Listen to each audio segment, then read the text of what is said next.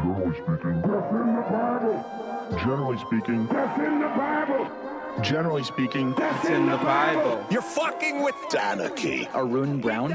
Everyone's scared. That's in the Bible. Muscular America. That's in the Bible. They're taking dumps in public. That's on YouTube. Generally speaking, that's in the Bible.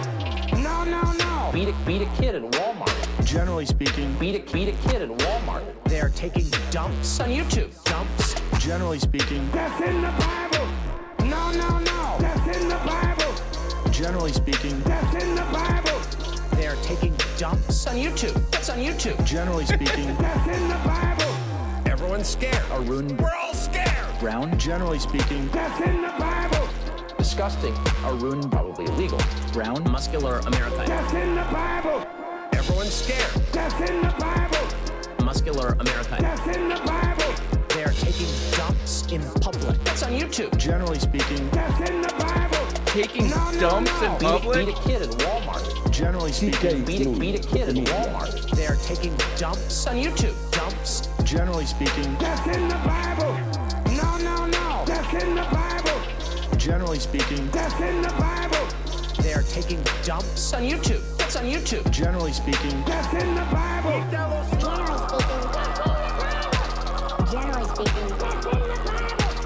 Generally speaking, that's in the Bible. Generally speaking, that's in the Bible. Generally speaking, that's in the Bible.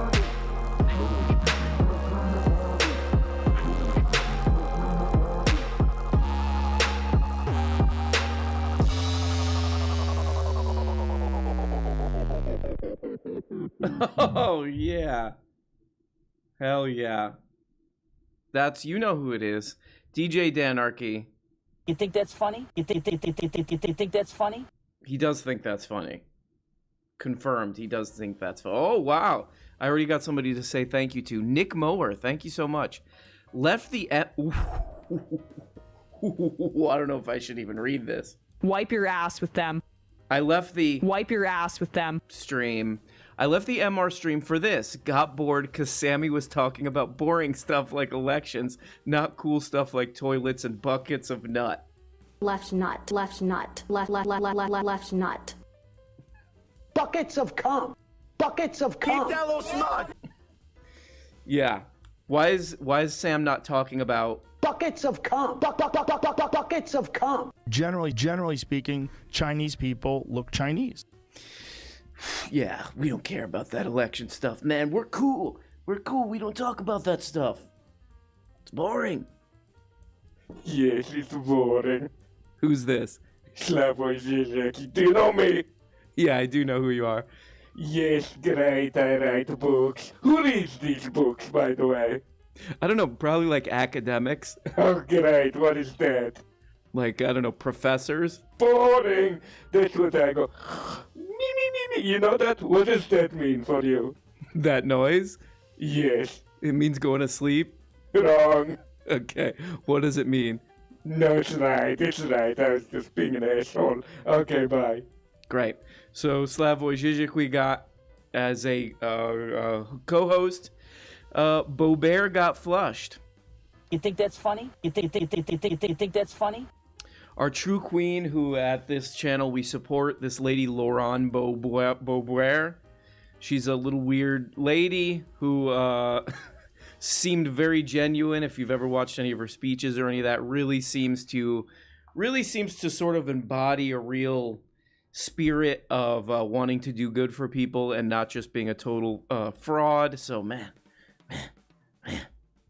really surprised. Really surprised that she lost. Hold on, let me see if I can bring this up. See if we could bring this up. Probably not. Just wanted to show you guys something here. Oh, goddamn. Jesus Christ. Look at this. Look at this, guys. Look at that. Look at that. Look what it's doing. Okay. So that's not going to work. But I just wanted to read to you some of... actually, hold on. I can show you this. Why not? Check this out. These are some of Tim Pool's predictions. He's, I bring him up because he's my source of news. He's my favorite newsman. So these are just a few of his predictions for the midterm. We'll talk a little bit. Is it boring? Yeah, many say yes. Many say yes, but we'll talk a little bit about it. Here's some of Tim Pool's little headlines and thumbnails. Democrats panic.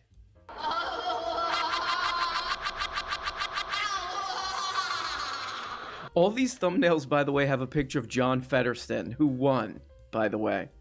Democrats panic after mail-in votes fall short, signaling massive GOP red wave. Oh, that did not happen. That didn't happen. Here's another one. Same guy on the thumbnail. New projections show insane red wave coming. Democrats are freaking out. Why does he keep doing this? Democrats panic over blowout loss as safe blue area is now expected to flip. Oh, wow, great.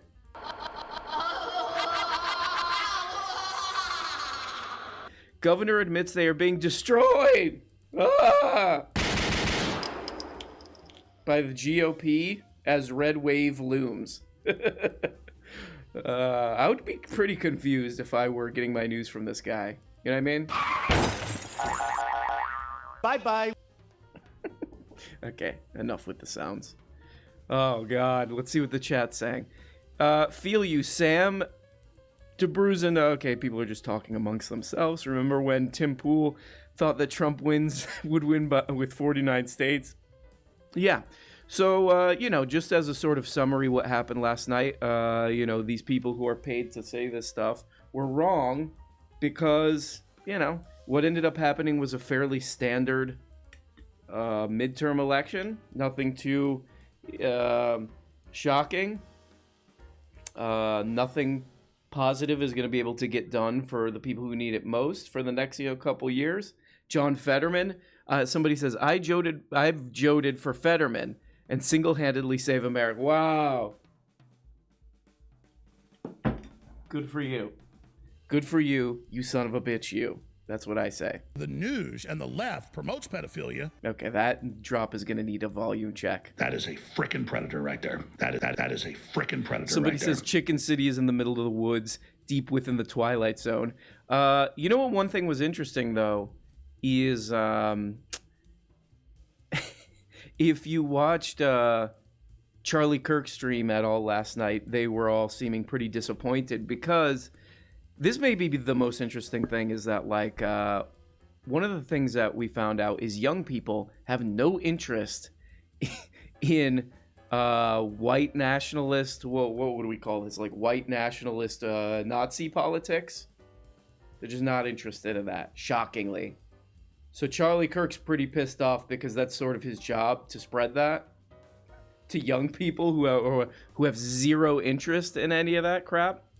So Charlie Kirk's a little sad. He's a little bit upset about it. Let me see if I can get a Charlie Kirk.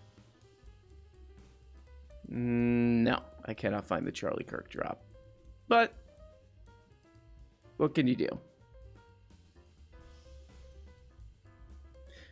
Let's see what people have to say about this. Let's take a few calls. Before we get on with the Kadap. Who is this? Janos, are you there? Janos or maybe Janos, are you there? Oh, I'm here. Let me. Hey, Janos, hold on a second. God damn you! How do you say your name? Janos or Janos? It's Janosch, with a sh at the end. Okay, Janosch. Sorry. Yeah. What's up? Yeah, you should be. What's up, Janosch? I'm so sorry. No, don't worry. Who cares? I'm good. How are you? Oh, pretty good. What do you got for us today on the program? So I got a few things for you. I've been wondering if I could talk to you. So I'm a new Patreon pervert. Oh, thank you so much. Yeah, it only costs $2, ladies and gentlemen. $2. Oh, that's a real steal. Would you say it's a real steal, or do you feel a little ripped off by that? I'm getting completely ripped off, but I know it's by, it's by a socialist shell, so it's good. Okay, I'll take it. So I've been going through the backlog of all the stuff because, I've never been a pervert before. Mm-hmm. And there are 2 videos. I'm playing a video game. Let me just pause this. Yeah, what are you playing there? What I game? I am not going to admit to anything. Dark Souls. Okay. So I've been going through your backlog, and there's two things I wanted to talk to you about. The first thing was, the first thing is not really a question, but it's like you really got me thinking about what causes like the consistent conservative vote, like year after year, decade after decade. I forget which video it was. I think it was the one about the Italian fascists, like Bologna. I think it was Bologna, the Bologna one. Right. Yep. I appreciate you bringing that up because like I didn't really think about that before. Because would you say could we describe her as a true queen, a girl boss? I would say she slays. Yeah, slays, absolutely. Yeah. Definitely slays. What was that one? You know how people were complaining about Chris Pratt being Mario? What if she was Mario? I think she might be Princess Peach, but with like a Mussolini vibe. Right. Good point. Good point. Yeah. Another missed opportunity by Hollywood. I'm truly. There could be a real bridesmaids episode, like the Italian bridesmaids. Exactly. Yeah. The other thing I wanted to say is I used to live in Chicago for like 12 years, and I moved to, I would say, the beating heart of the United States, Miami. Wow. Yeah, my partner and I moved here. It was he did. It's pretty gross, like overall, but no, it's a great city. I lived there for most of my life, so we could describe Miami as like mostly bad with some interesting pockets of good. Yeah, like my partner and I, we got no kids, and What are you doing? Are you folding laundry at the same time as doing this? I'm sorry. No, it's my dog. He's being dumb. I'll post him in the Discord. I know you're gonna want to see. Yes, please. What kind of dog are we working with here? He's a little schnoodle. He's 14 pounds. Oh. His name is Douglas. Please post a picture in the Discord. Hey, little buddy, I gotta post a picture. I've gotta use you. All right, give me a second. Yeah. I'll post a picture. But Miami, it's very interesting. And I was following like the midterm election stuff, and I travel a lot for work, so I've been to like all over everywhere. I mean, everywhere in the United States. And the one thing I always find is like when I travel to big cities, and they're generally blue or left leaning or what have you. Right.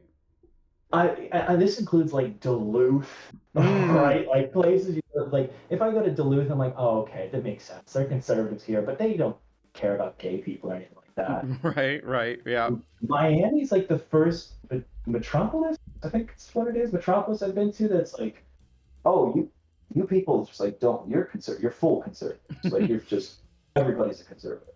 It's a very weird.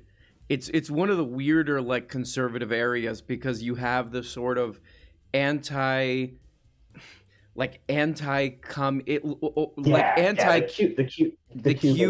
Cuban thing is very weird because it's like it's people who have like largely never been to Cuba, but their parents came from their parents own 2 gas stations. Their parents, their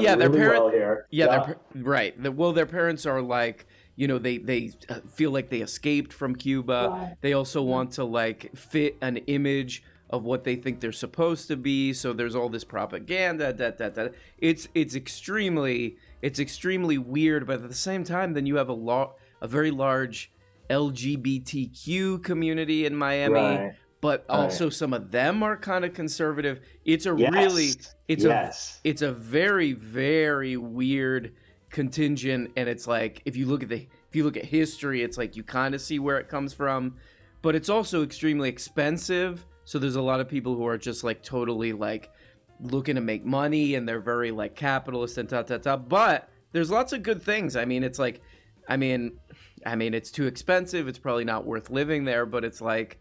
It is not. Just to forewarn for everybody, it is not worth living here. Yeah, it's not. But you go down to like what's that little strip? Wynwood. You go down to Wynwood. Oh, Wynwood's great. You get some fun, some good shows. There's some good local bands and. But anyway, Janosch, I love you. Please put pictures of that dog. I hope make the best of Miami, right?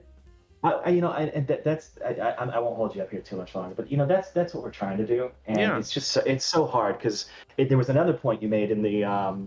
By the way, my favorite drop is for one day, so if I get one of those at some point, that'd be great. But, yeah, well, see that I really do like the kind of the what do we call it? Cuban culture, the Latin culture is really fun. It's lots of fun. Yeah, and it's my favorite coffee. It's my favorite sandwich. I mean, I love it. It's just you going to La Carreta?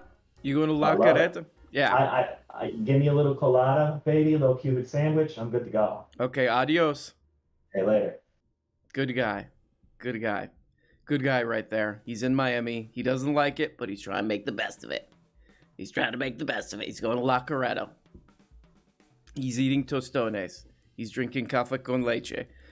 I'm like 101. What do I do? Well, I don't know what you're talking about. Mark Zuckerberg says you love the metaverse. You know what? I think I'm the only guy in the metaverse. I was told that you could meet babes there. And now I'm just there, and I'm alone in the metaverse because no one goes in it. And I'm just like, somebody will pop into the metaverse when I'm in there with my goggles, and I'll go, hey, and then they'll go, no, I'm not interested because I have that desperate vibe in the metaverse. You know what I mean? Because I'm the only guy in there, just alone. And then when someone pops in, I'm like, hey, a friend. And they're like, ugh, he's got a weird, desperate energy. And they start running, and then I'll just chase them in the metaverse. What's better, Florida or Hungary? I don't know. I've never been to Hungary, so...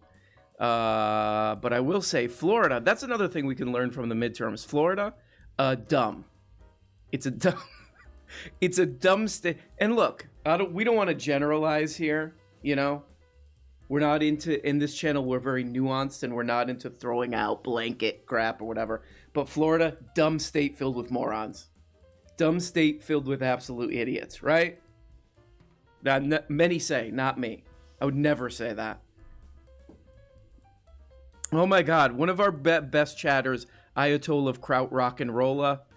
You got to get on here and talk about Krautrock because I've been reading a what do you call their Kraftwerk book that's very interesting from Colorado and live in Denver. And although she didn't represent my district, I'm embarrassed that she was elected in my state. Too bad it was a conservative blue dog dem that ousted her. Love you, dude. Peace. Okay, so I guess you're talking about our queen. Our queen, who slays? Laurent Boubois. Laurent Boubois. Adios, Laurent. She'll go back to giving the town diarrhea at her horrible restaurant. I think we got somebody on the line for some commentary on what's been going on. A celebrity that everyone loves. Let me see if we can get her in. Hold on, where is it?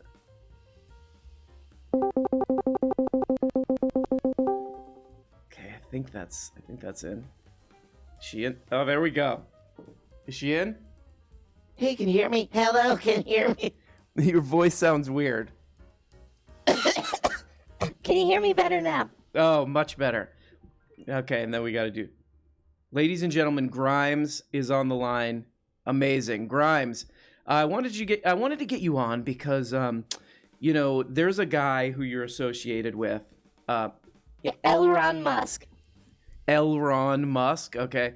And he was kind of saying vote Republican. So I think that he thought there was going to be a red wave, like all these morons were saying.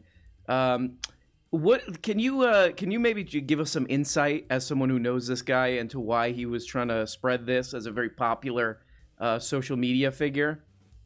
Well, I actually asked him about that, and the reason he was saying that, according to him, is, and I quote, he wanted George Bush to win. Okay, George Bush.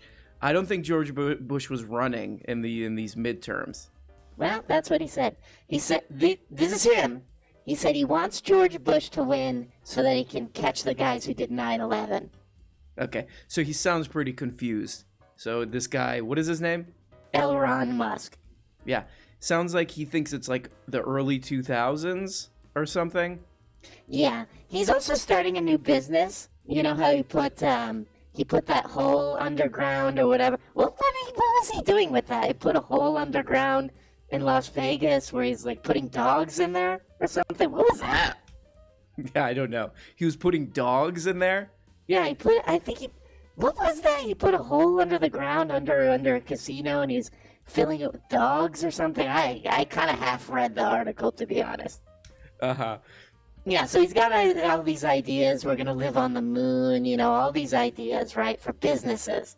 Yeah. Well, guess what his newest idea is? You ready for this? Yeah, Elon Musk's newest business idea. What is it? He's trying to figure out a way to capture Chucky. Capture Chucky? Yeah, you know that he's really weirdly scared of that doll Chucky. So Elon Musk really scared of Chucky. Yeah, he's trying to get a lot of investors. He's trying to get all these venture capitalists to try to catch Chucky, and he also thinks that Republicans will be into that because they're I think they're really scared of Chucky too.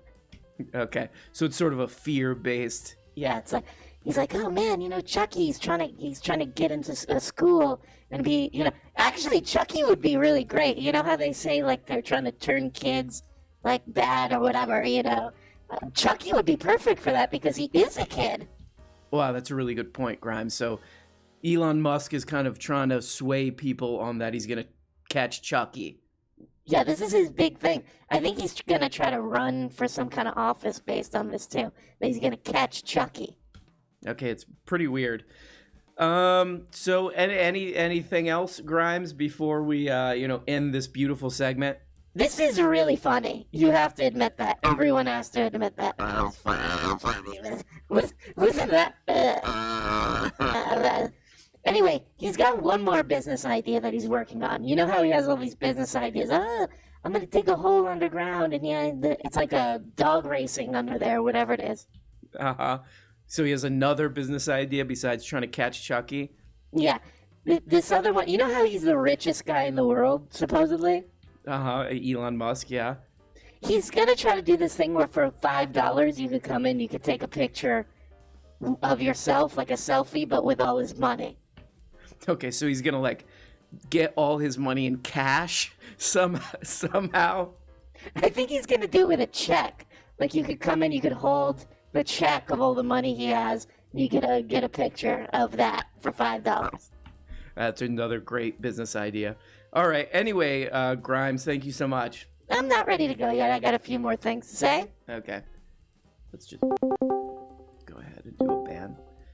One of our great contributors, Grimes. We have many really great things on this show like that.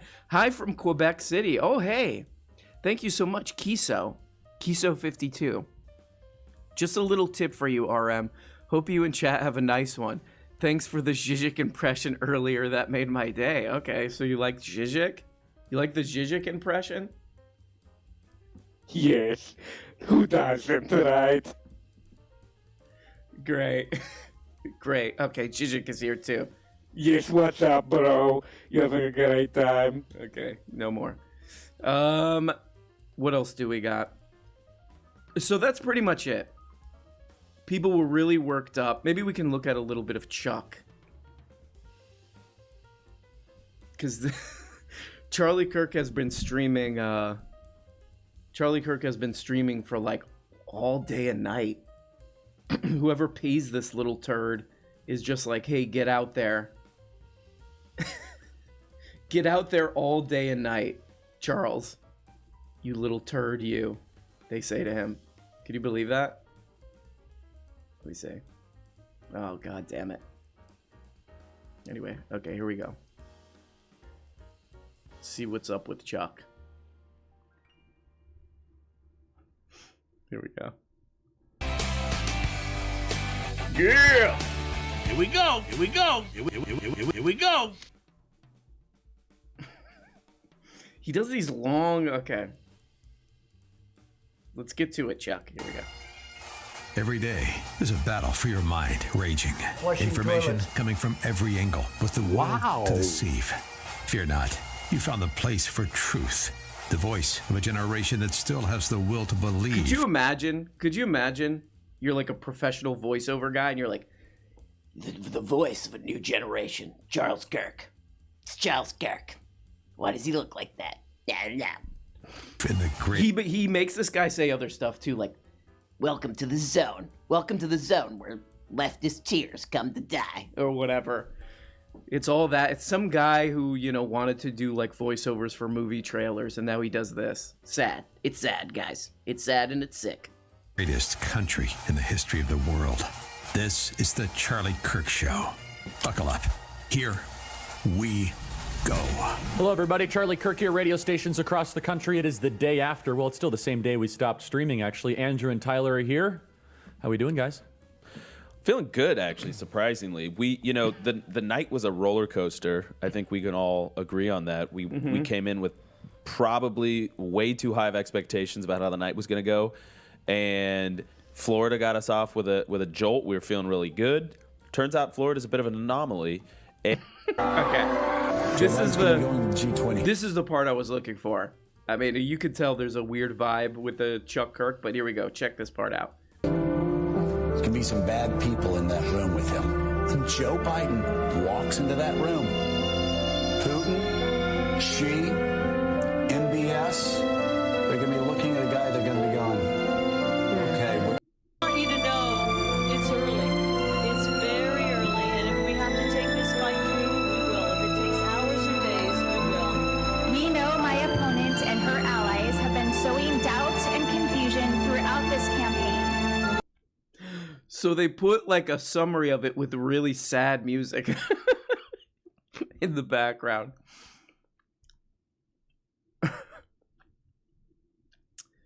So that's him, generally speaking. And it's unacceptable that they were spreading this information today while people were exercising their freedom to vote.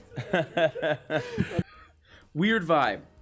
A little bit of a weird vibe. I don't know if they're really upset about this. Old Chuck Kirk, not having a great one. But what else do we got? So, yeah, Boebert. That's a funny one. Funny to just see somebody like that fail, Oh, actually, let's check this out. Colorado voters divided on proposal to legalize magic mushrooms. Wow. Proposition 122, which would allow... By the way, there was also a bunch of these states still had like slavery laws on the books. You can look this up. But they still had slavery laws. And I guess people probably just got confused about what they were voting for. But there's all these like indentured servitude slavery laws. Like, you can still have slavery in some of these states. And it's like 50-50. 50-50 for or against, I think all of them passed these laws to get rid of these slavery, these little slavery loopholes. But it was close. They're saying that people just didn't understand what the law was saying. But I don't know. If it was the South, any of these South states in the South, be like, oh, keep or get rid of slavery. That's a tough one. That's a tough one because, I do like that free labor, but 50-50. Not Louisiana. Did Louisiana not pass one? We'll look at that. But first, let's look at this psilocybin crap. People doing this. Colorado, I think, and I'm not sure, we need to check on whether or not this actually has passed, maybe in the past, couple minutes or whatever. Colorado voters divided on proposal to legalize magic mushrooms, other natural psychedelic drugs. And at first I was like, yeah, why not? Why not? Why is this illegal? Why are these things that everybody wants to be legal, illegal? About 25,000 votes separated the decision. Okay, so here we go. The measure would allow people 21 and older to grow and share psychedelic mushrooms, as well as create state-regulated centers where people would make appointments to consume psilocybin. The hallucination inducing compound derived from psychedelic mushrooms. So it's not even like you could go and just give me my mushrooms, and then you take it and you go to you go to work at the kindergarten that you work at. No, you go on your job as an Uber driver. No, it's like you would go to a place where it's regulated and all this crap.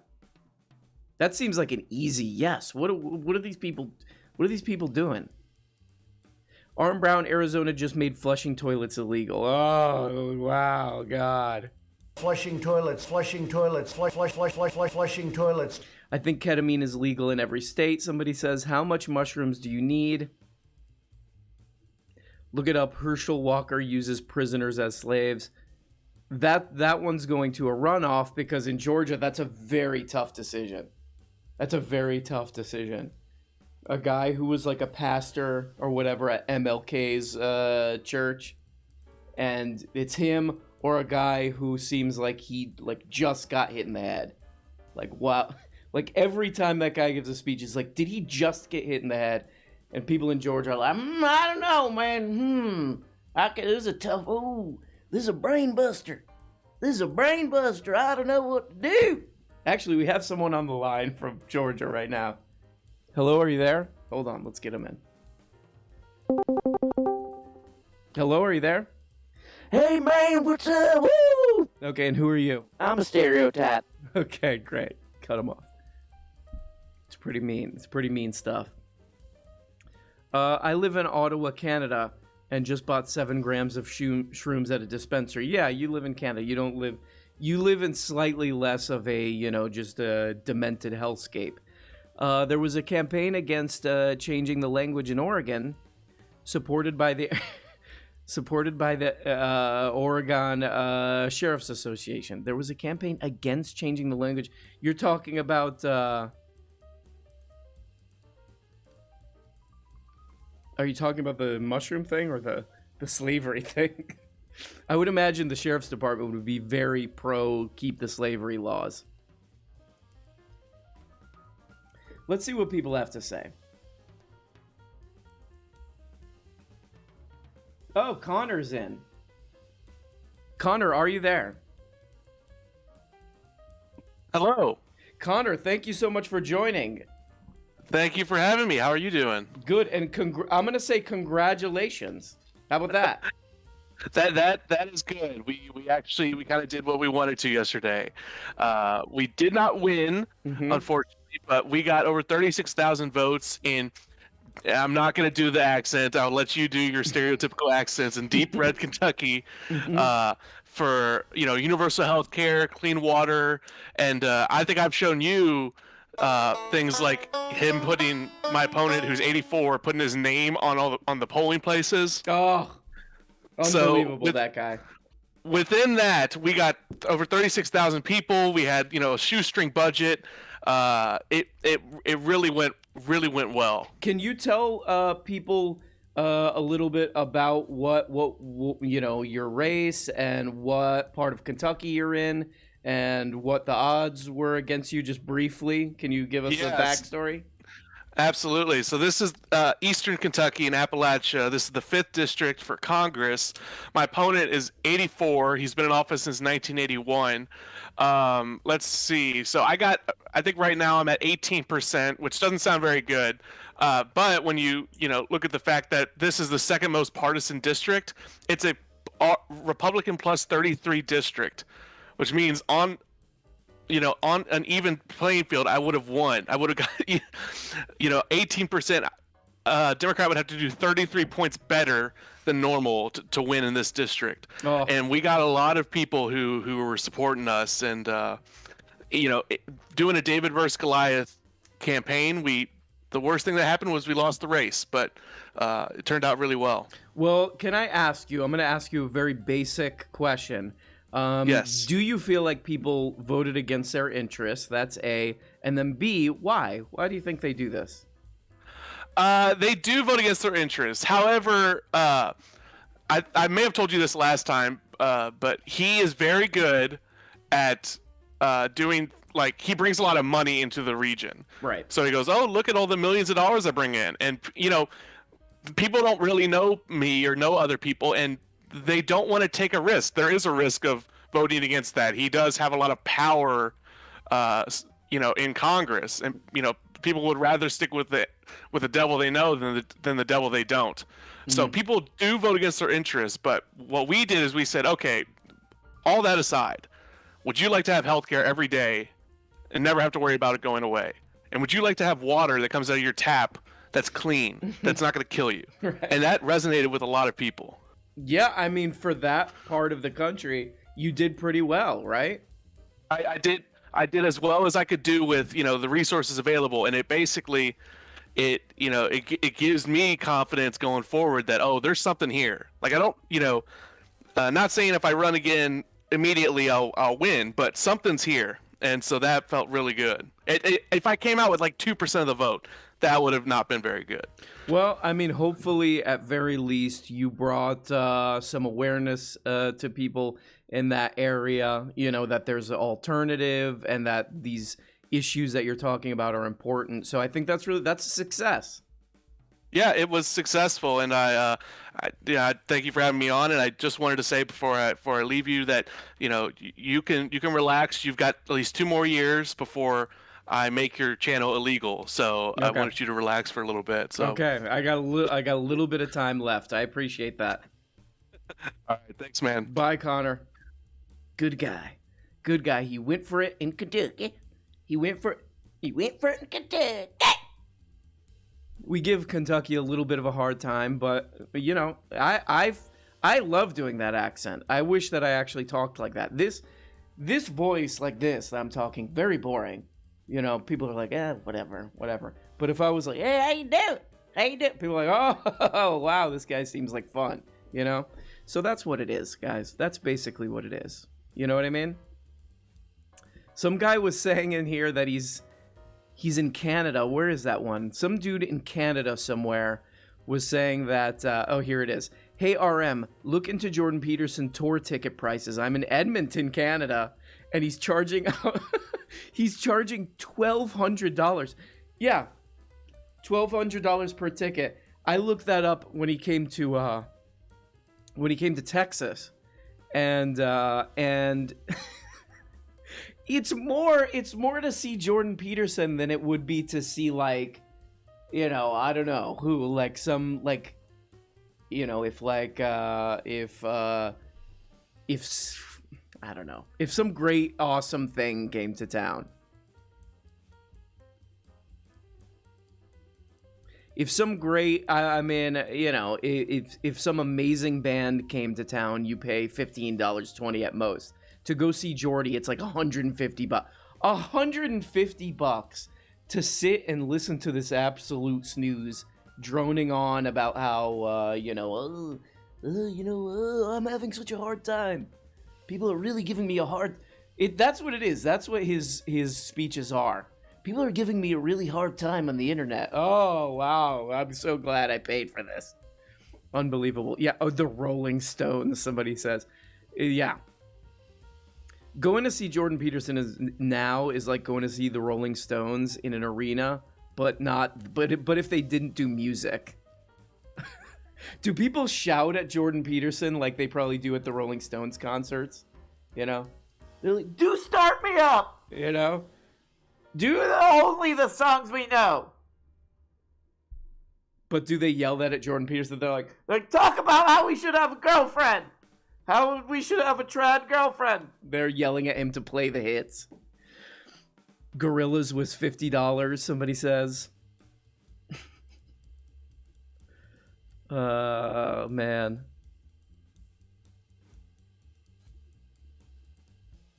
That's great. But, yeah, that's pretty much it. I would say that's the big takeaway from anybody who's just casually interested in what was going on last night. Nothing surprising. Actually, let's look at Benny Shapiro. Let's look at Ben Shapiro. Because he was doing the same thing. Let's do a thumbnail check for Benny Shapiro. Maybe he deleted this. Let's see. Oh, Christ. Here we go. See this one? Election predictions with a red wave behind it. Wow, bro. Wow.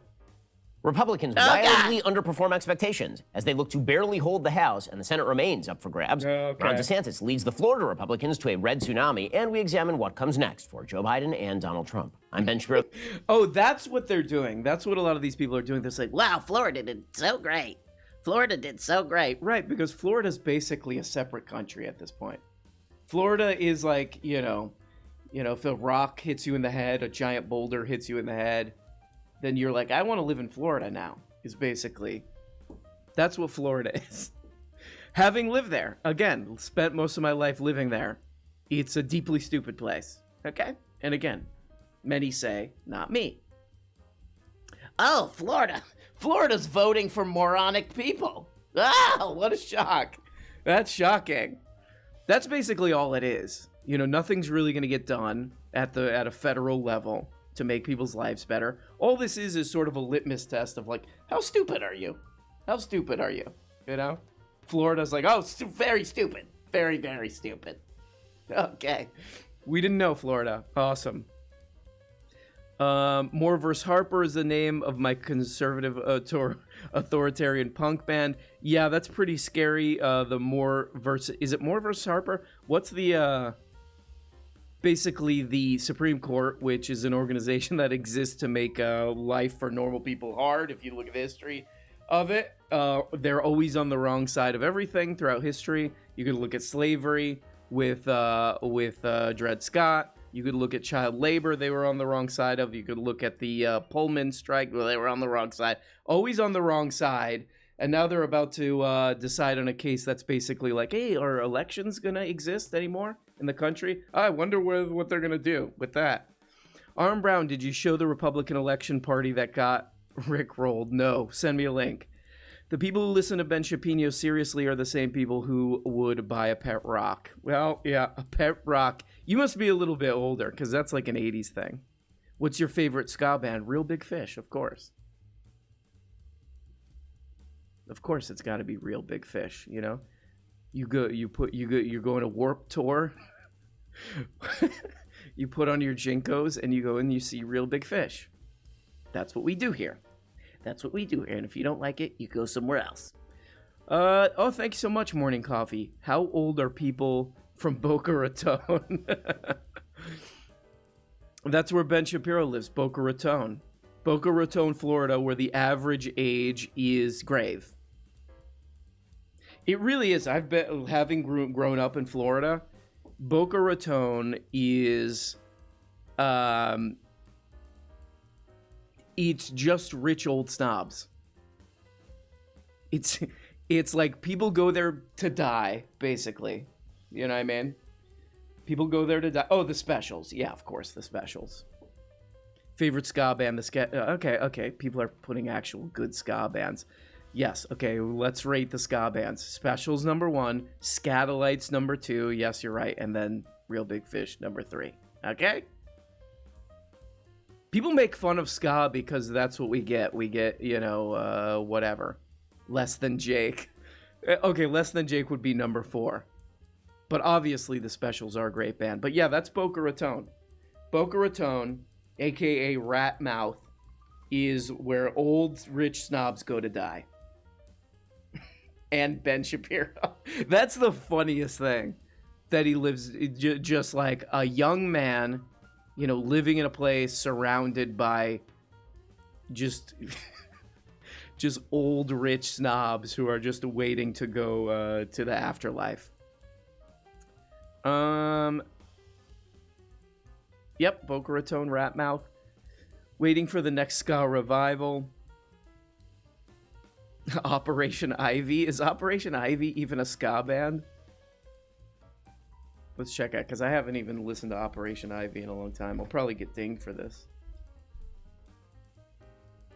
Let's see. I know things are getting tougher when you can't get the top off the bottom of the barrel. We're up and we're on the future now. It's looking fucking new. That's in the Bible. That's in the Bible. That's in the Bible. No. Yeah, great. Okay. So check out Operation Ivy. And then the Boss Stones. Okay, great. Okay, we're not going to just talk about ska the whole time. Here we go. Let's take a few more calls. General Jelly, are you there? General Jelly. I'm here. How are you doing? Hey, General Jelly, how are you? I'm chilling, doing the work from home life. Ooh, lucky you. I know, technology, man. So how's that going? You all right? Yeah, I'm doing great. I didn't realize I was jumping right into R.M. Brown, but I have some tech takes for you. Tech time. Tech talk. Here we go. And All now, right. let me give you a little intro, okay? And now, with the tech report, General Jelly. Turn, pull down glasses. Okay, let's get into it. So, essentially, I'm a recent pervert as well, so trickle-down economics. Oh, wow. Thank you. And I saw your video on Quickie Farms, and then this Elon thing happened, right? Mm-hmm. Basically, my whole thing is like, Quickie Farms is bad. A lot of things on Twitter are bad. A lot of things on Facebook are bad. And you can shut down all these things, and it can be good, but the people don't go away. And it's always a good take to be like, hey, we need to federally set up something to really decide what a social media is, you know? Mm-hmm. That's my whole tech take. It's like, there needs to be, I mean, at very least, like a Bill of Rights for social media. yeah, exactly. Like, what is a public forum? Like, what is the responsibility? How much can you statistically force people into believing something crazy? Yeah, I mean, we still have this thing in America that says any kind of infringement, any kind of regulation of private businesses or whatever is a bad thing, you know? But like, this is like a universal thing. It's funny, there are lots of things that like both quote unquote sides agree on, and that's one of them, that we should not be at the whim of kind of authoritarianly structured social media companies. And even to just something simple like that, to be like, hey, there needs to be a due process if you're going to be banned or something like that, you know, would be a huge, that would be, and yes, that would be regulating a private business, but it would be for the benefit of most people. I mean, look, here's the problem though. It's sort of like with the Section 230 stuff. You probably know about that. Yeah. I think people misunderstand that too, that like these companies are not like normal companies. They're dealing with millions of users and they're dealing with millions of posts and all that. So it's a totally different thing. But so how would you deal with like having to do due process? And it's like, it's something we got to figure out, because this is like how we do freedom of speech, you know? Yeah. The sad thing is our government is ran by people who don't know much. So, yeah, well, hopefully one day we start lobbying against big tech. Mm-hmm. But the average age of somebody in Congress is the same as Boca Raton, Florida.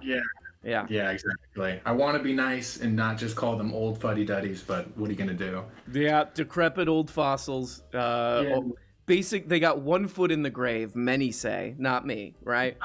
Yeah, exactly. All right, well, General Jelly, you got to come back, do a tech update from General Jelly. Tech talk. Take it easy, man. Love the content. Thanks. Oh, and doot. I'm going to just steal that from Nardwar. All right, you know, at the end of a Discord call or whatever. Okay, talk to you later. And doot. I'll just do the whole thing. And doot. Bye. So Nardwar can soon get into a whole thing with Nardwar. Get into a brutal, cutthroat, legal battle with Nardwar. Somebody says that's in the Bible. That's in the Bible! No!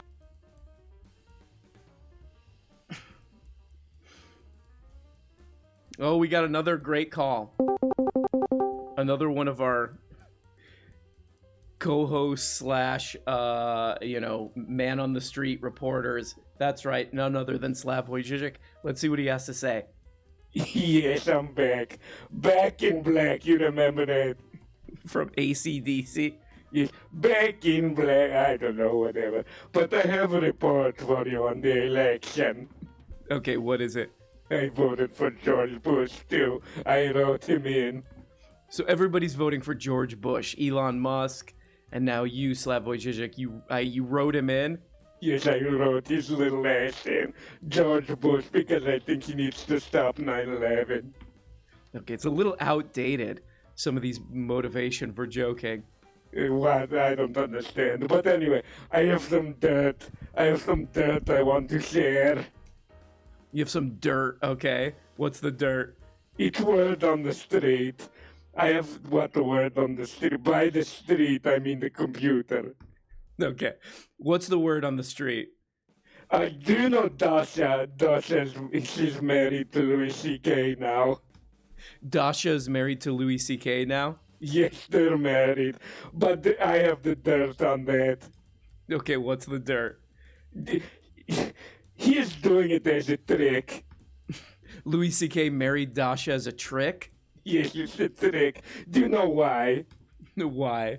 Because he wants to do a podcast too. You know, he wants to be great at doing podcasts. So what does he do to get better at a podcast game?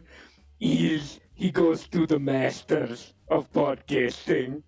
Okay, so Louis K. It's Louis K. Louis K. wants to get better at podcasting, so he married Dasha. What, just to... Yes, to get in there, you know, so he could get... Because, you know, he tried to do, you know, because they are the masters, those two girls. I went on that show, you know. Yeah, you wouldn't let either of them get a word in edgewise. Yes, that's how you do a conversation. You just buck people's asses out, you know. It's like being a power forward in basketball. That's how you do conversation. You just don't let anyone in, you know. It's great. But anyway, yes. But that's what Louis is doing. He's trying to get in there to get the, you know, to kind of get the secrets of podcasting. So you're saying Louis C.K. married this girl Dasha to try to get the secrets of podcasting? Yes, because here's what happened. He tried to do vocal fry, you know, like this is a crucial part of podcasting is vocal fry. You go like this, you go, you know, do that. But Louis C.K. tried to do that. He ended up in the hospital. So Louis C.K. tried to do a vocal fry, like how podcasters are supposed to do, and I guess... Yes, it was too deep in him. It just totally ripped his cords. It ripped his cords? Yes, it totally ripped those cords, and he had to go to the hospital. So that's why he married that lady, but to try to steal her secrets. All right, wow. Anything else? Yes, I'd have to go to the bathroom now. Bye. Okay. So Slavoj Zizek, as always on the show. And that's an update, because people have been spreading some rumor that this guy Louis K, is married to some lady, and apparently it's some kind of a trick. Wow, weird. Somebody says, who the F is Zizek? Yeah, this show is kind of like... Somebody even messaged me that, like, nobody knows what you're talking about. And, you know, that's part of the appeal. Adam Friedland isn't going to react well to this. Yeah. Somebody needs to make sure he's on. Call him and make sure he's okay.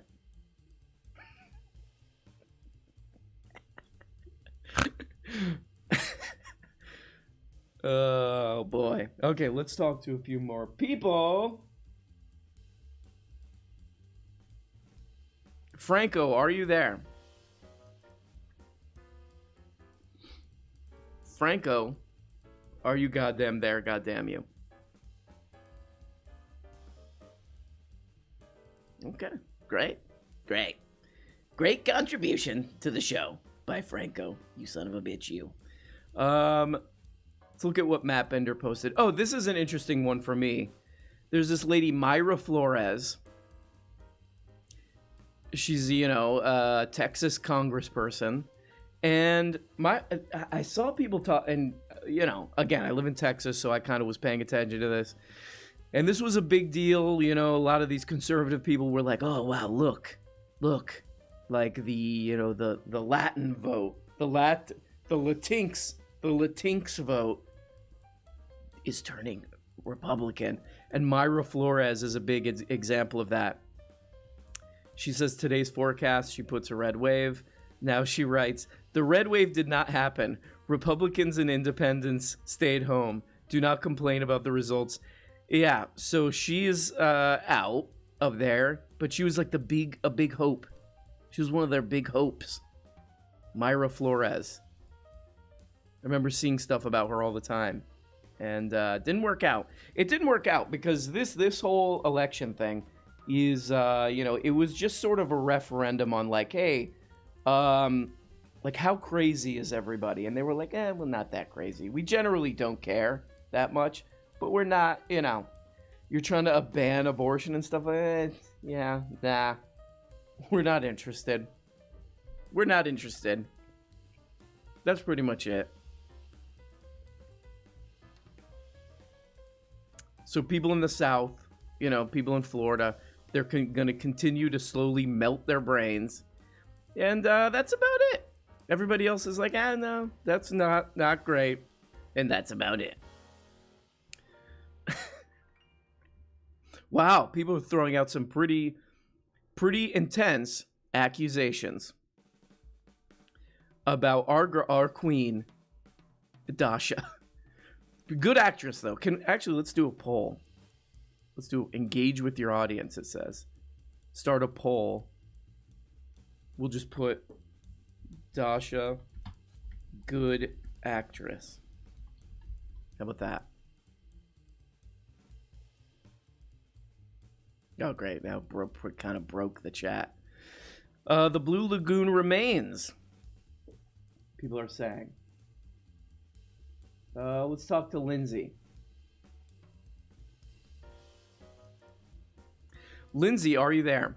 We should start another rumor, maybe. We should say that Dasha died or something. That'd be funny. Oh, man. Sad she died. What has she been in? I think mostly independent movies, but she's in... what else was she? She was in Succession. Oh, people are just flushing themselves. Did I drag you in correctly? Who's this guy? Geckel. Captain Geckel? Are you there? Yes. So far people are saying yes. Oh, no. Hey, can you hear me? It's the poll. Hello? Yes, I can hear you. Captain Geckel, what's up? Beautiful. How are you doing here today, Mr. RM? What's up, bro? Say hi to me too, please. I just wanted to call and comment on the, let me just shut my door. Sorry, I'm technically at work, but I'm not really at work, so, who cares? Okay. But, anyway. You're stealing company time. Exactly. Oh. I wanted to call in and talk about my man, John Fentanyl, and his successful run for the Senate. Yeah, okay. So I don't know if you watched, did you watch any of that debate? I know you showed some of it on the show, but, there was some great bits in there where, Dr. Oz says things about how they're going to put fentanyl in PA people's mailboxes, I think, stuff like that. Yeah, right. And I think the consensus after that debate was sort of the, oh God, he was terrible. Mm-hmm. He was awful. That's going to sink him.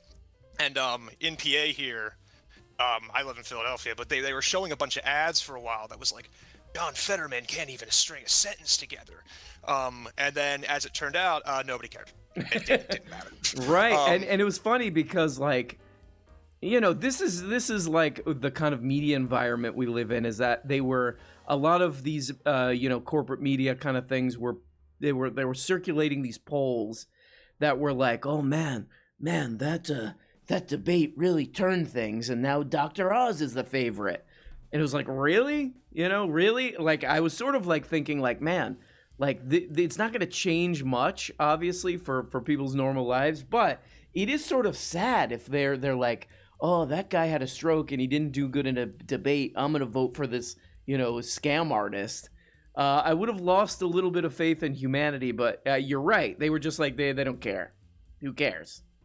Yeah, I mean, that was sort of my takeaway because I watched it and I was very like, oh, he doesn't sound too good. But I mean, I could tell he sort of knew what he was talking about. He just wasn't able to get it out right, which makes sense because he had a stroke. Right.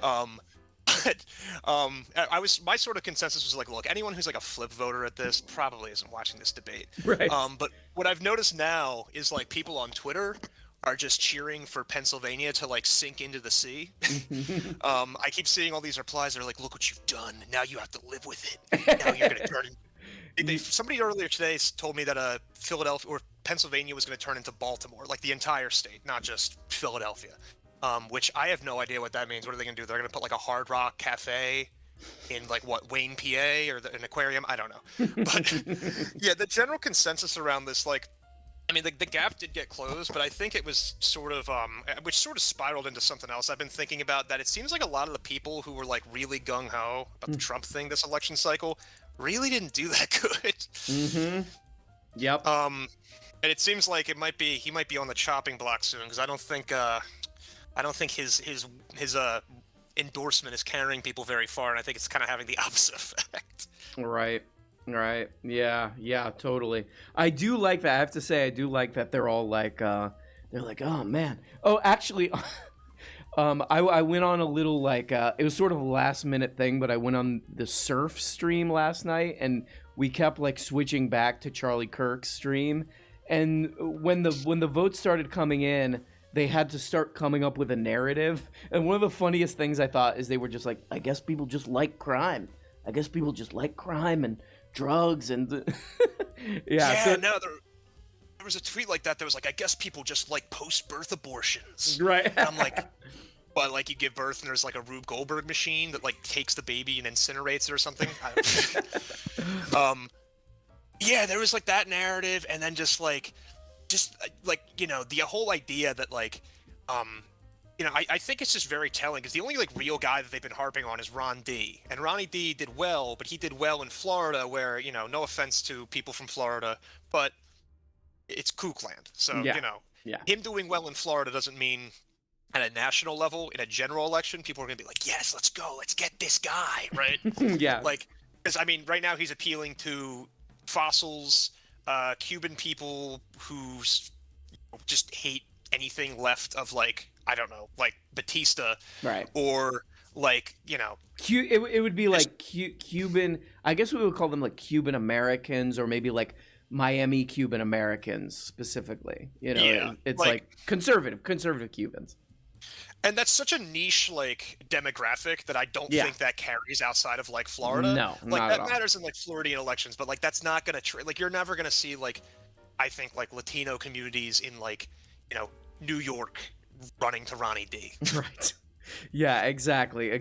It's funny too, like living in Miami, even Miami that has like all this weird coalition of conservatives, even they, and I promise you this is a thing in Miami, even the conservative Cubans are afraid to go out of Miami and Florida, because you go out of any major city in Florida, it's just like, oh no, deliverance is gonna happen. That's pretty much the vibe. There's lots of guys who are kind of like, if you go to like Tampa, there's lots of guys who are sort of like alien from Spring Breakers. Like it's a very, you travel outside of a major city in Florida, you kind of got to lock the doors. I'm just kidding, guys. Come on. Yeah, guys. no, it's like that, or it's the Villages where you get the actual lock the gates. Mm-hmm. Exactly. The Villages. Yes, exactly. Yeah, obviously a lot of old people. And that's actually an interesting thing about this election too, is that, again, I think I talked about this in the beginning. Charlie Kirk is a really funny character, and I feel like almost he would be a good subject for like a prestige series or something, where it's like, it's very clear young people are just not interested in this Republican stuff. They're repulsed by Republican politics, basically. So Charlie Kirk's job is to basically do the impossible, which is like on behalf of like demented billionaires to try to sway young people into something that they have zero interest in. So that's another thing we saw in this election. If you're young, you're basically anti-Republican. So it's going to be interesting to see that. And I don't know. It's I think that the Zoomers are like politically conscious, which is interesting, and whatever. We're gonna see some interesting stuff from them. So I don't know, but you're right. You're right on all this, Captain Gregster. I appreciate it. Anyway, I mean, I don't want to hold you up too long, but yeah, that was just my 2 cents from the great city of losing the World Series. We love, we live, we laugh, we love, and we get our asses kicked. Where are you? What city do you live in? Philadelphia. Oh, Philly. Is it well? What's with the accent? Can you, before you go, what's with the accent in Philly? Oh God, so I don't know. So I'm from like Delco originally. My partner's like really from like Philly, so they always say like water. Yeah, and, like, water. They're always like, oh yeah, so you got to pay like the water bill, and I'm like, yeah, I mean like I'll get that sometimes because I have like cousins that live in Chicago. Yeah. And to me, they sound like cartoon characters. Right. But they always tell me that like, oh, you have like an accent. You have like a regional accent. I'm like, well, yeah, but you sound like you're like a budget Fargo character. No offense to the people of Chicago, great people. We love it. We love the Bears. We love the Bears. Yep. But some of them do sound like cartoon characters. Yes. Yes. But no, I can't do the accent too well. But it is hit or miss. I live in South Philadelphia, so I run into a lot of people that sound like they've crawled out from under a SEPTA bus. All right. Well, shots fired at Chicago. No, I agree. The Chicago accent feels like it's almost like it's influenced by a thick mustache or something. Like that's what like Mike Dick kind of like crap, you know, that mustache.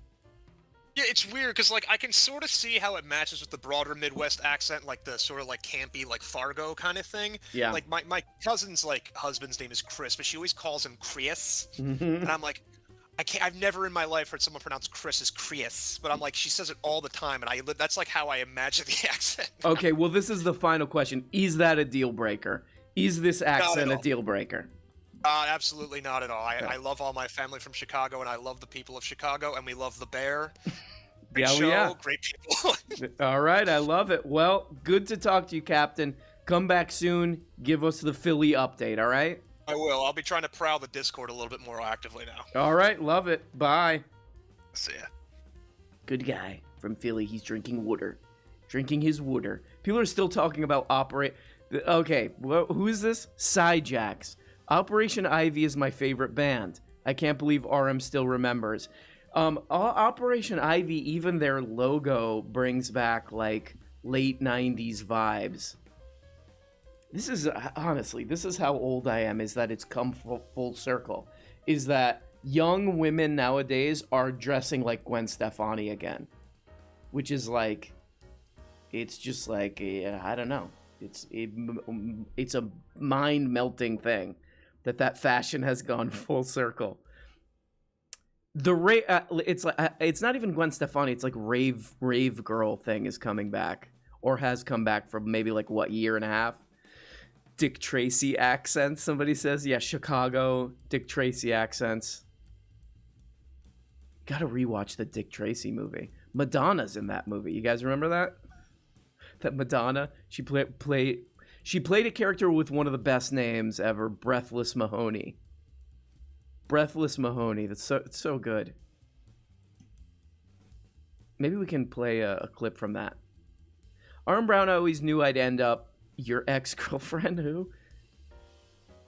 Early 90s vibes, bro. Yes. What's a Madonna? Somebody says. Madonna doesn't seem to be doing okay. I dissed Gwen Stefani for the S311. Warren Beatty too. Yeah, maybe we should watch Breathless Mahoney scene. I'll definitely get dinged for that.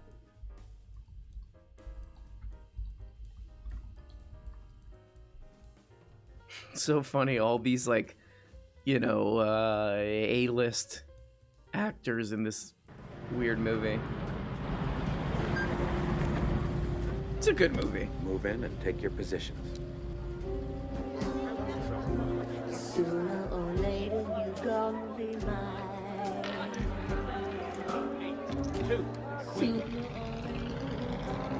Election coverage 2022. We're gonna watch scenes from Dick Tracy. No, nothing, Tracy. Al Pacino is in this movie too. You thought we had gambling. I would be caught dead in a place that permitted gambling. I'll be back, big boy. Listen, tell me. Okay, blah, blah, blah. Baby, it's time that you faced it. I always get my man. Great. Dick Tracy, one of the greatest films ever made. Keep that little smug from Colorado. Thank you so much, Cooper. Okay, let's look at the results of the poll. How do we get 45% say Dasha is a good actress, as opposed to 55% say no. You know what? I think I agree with that. I think I agree.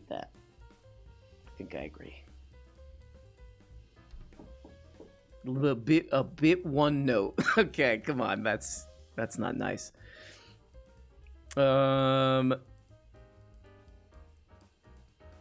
Dick Tracy is pretty good. Read if you like detective comics. Yeah, the art in the old Dick Tracy comics is quite great. It's quite great. It's like, I don't know what's going on in them because they were written, in the 50s? So it's kind of like, what is this? You know? Generally speaking, guys. Generally speaking.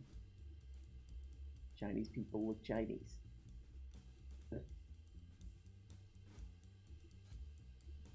Penumbra, are you there? Penumbrera, are you there? Oh, here we go. This is a good one. From Polyphemus, I watched Terminal USA. I felt bad for laughing at such serious subject matter, but the childlike script writing made me feel like it's, it's welcomed.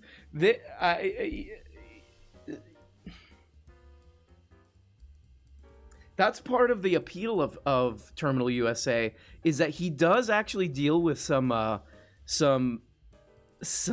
serious subject matter, but in such a funny way. I don't want to say the part because somebody will clip it out, but there's such a really funny part with the dad, his dad who is Japanese. It's so fun. I mean, it's like serious stuff, like anti-Asian racism, but dealt with in a funny way. But I tried to get John Moritsugu on the show. He's making a new movie that looks amazing. If anybody hasn't seen Terminal USA, please go watch it. It's out there. You can watch it. It's one of the greatest movies ever made. You have forever ruined, generally speaking, for me. I get this all the time. People are saying this all the time. No, believe me, I hear it too. And people use the phrase generally speaking so often. Generally speaking, Chinese people look Chinese. I watched Terminal USA when I was like 16, and I think I blocked most of it out. It's great. It's great. And to think that that movie was made in a time when movies were, independent movies were basically impossible to make, that he got that made is amazing.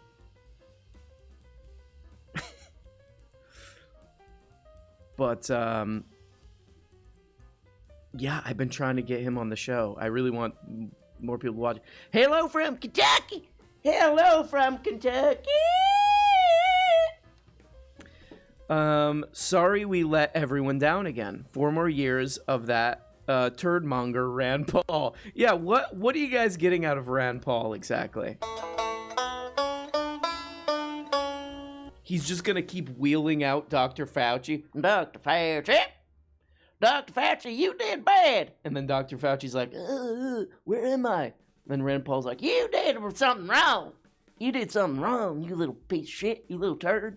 And then they just go back and forth forever. That's Rand Paul.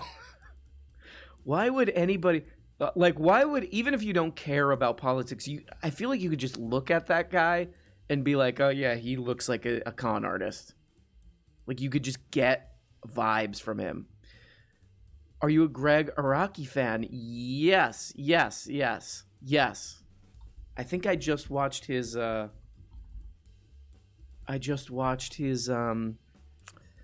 he uses that same actor who was in Donnie Darko. I guess he played the rabbit in Donnie Darko.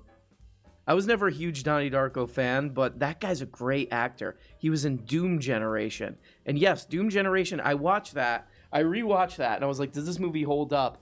And it's actually it's a great movie. Yes, shout out to Greg Araki.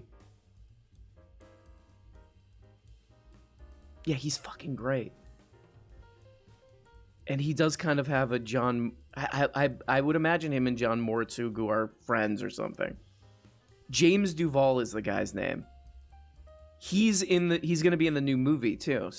So if there's any Donnie Darko fans out there, you know,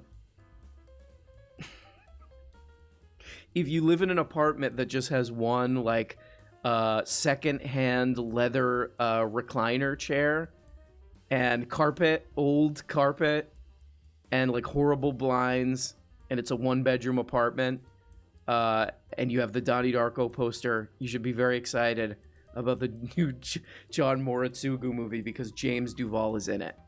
What an underrated actor. Goddamn. Yeah, is it Duval? He's fucking great, man.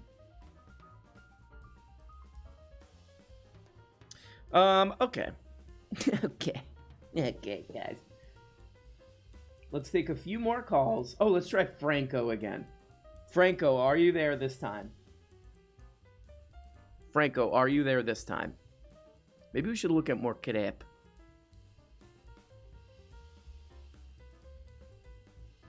Funny to see Lauren Boubois lose, though. So JD Vance won,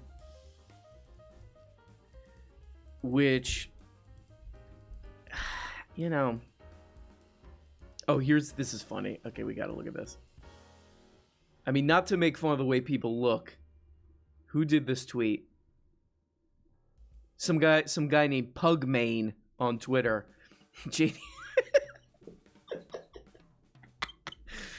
JD Vance looks like a computer-generated image of what a kidnapped child looks like as an adult. Look at that.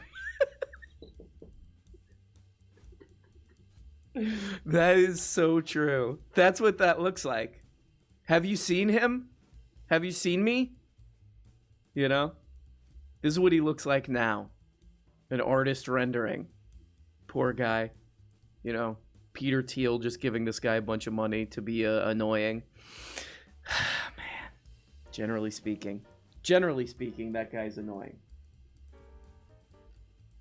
Let's try this. Adonish, are you there? We'll take a few more calls. Hey, Adonish, what's up, dude? Doing pretty good.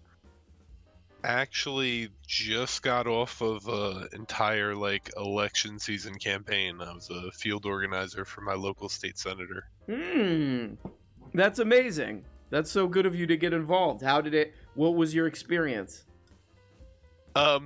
Prerequisite experience for this? Or No. I mean like. How...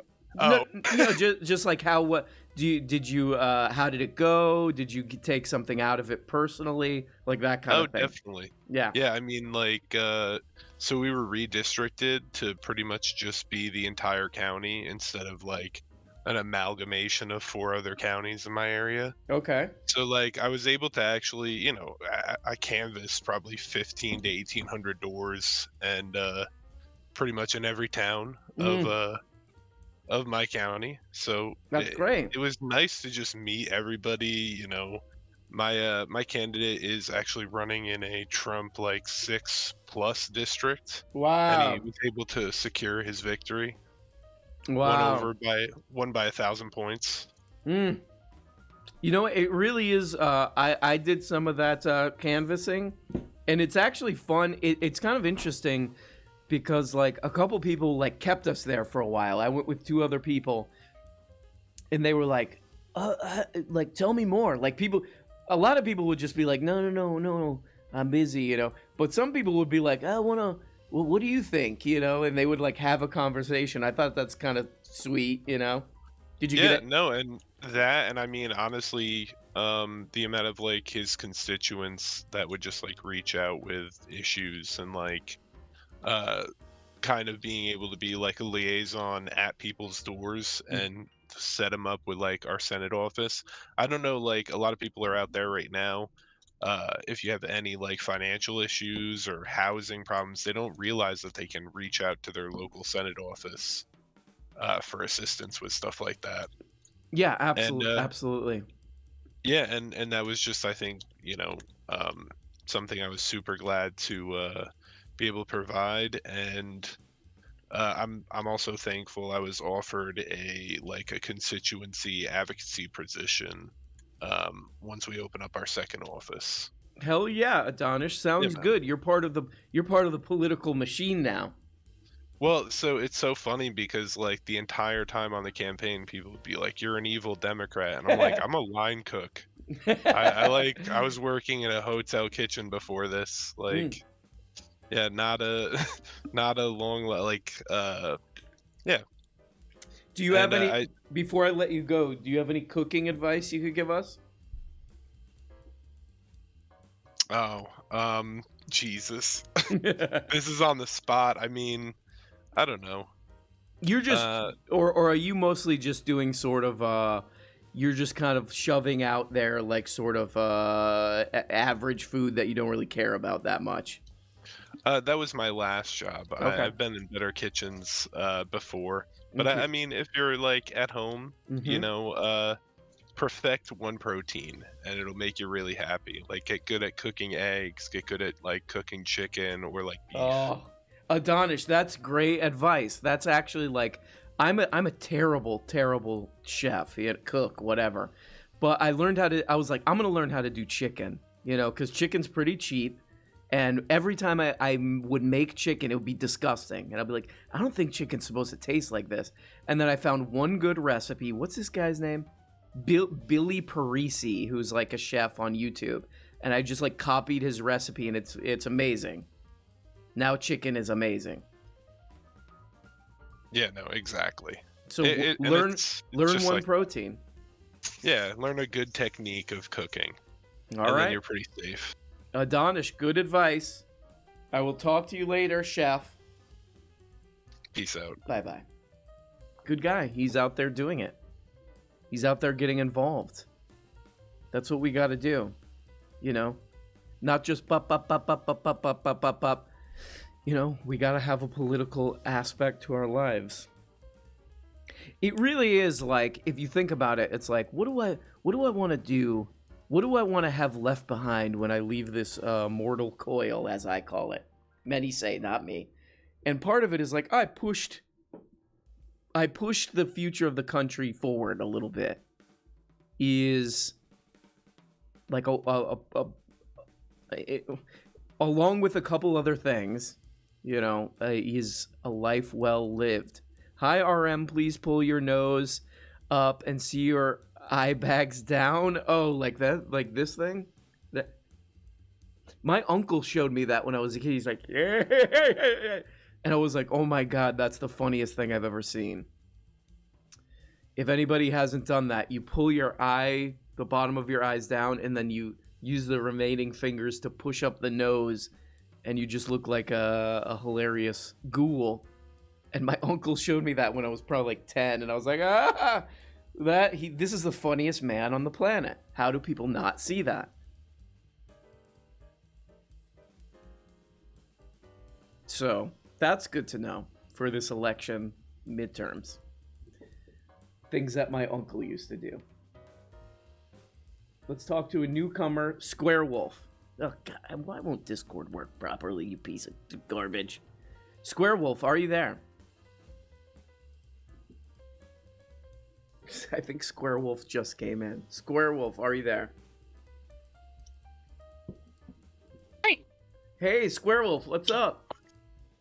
Oh, not much. How are you, Arun? Yeah, Arun in the house. Hey, thanks for coming on the show. What is going on, Square Wolf? Just on lunch break. Oh my God, we're having a little bit of audio problems. No. I'll try and fix that. Okay, no problem.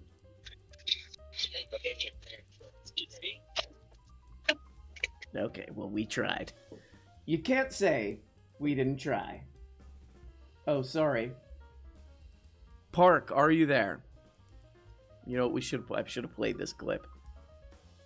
Let's watch this clip. Let's see what Tucker has been saying. Here we go.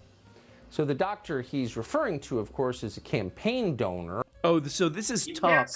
Oh, God damn it. Hold on. We got to turn this guy down. This is Tuck. Oh, this is Tuck on no. So this is Tuck like the night before the midterm election night. Let's hear what he had to say. I guess he's talking about the Pennsylvania election. Starring, that's right, John Fentanyl. Here we go. Who's clearly lying to the rest of us. So we thought it'd be worth talking to an actual doctor, Dr. Mark Siegel, who joins us now, to assess the ability of John Fetterman to serve in the U.S. Senate. Dr. Siegel, what's your view of that? Wait a second. This guy's a doctor. Oh, wow. Okay, I didn't know that. Okay, so let's hear.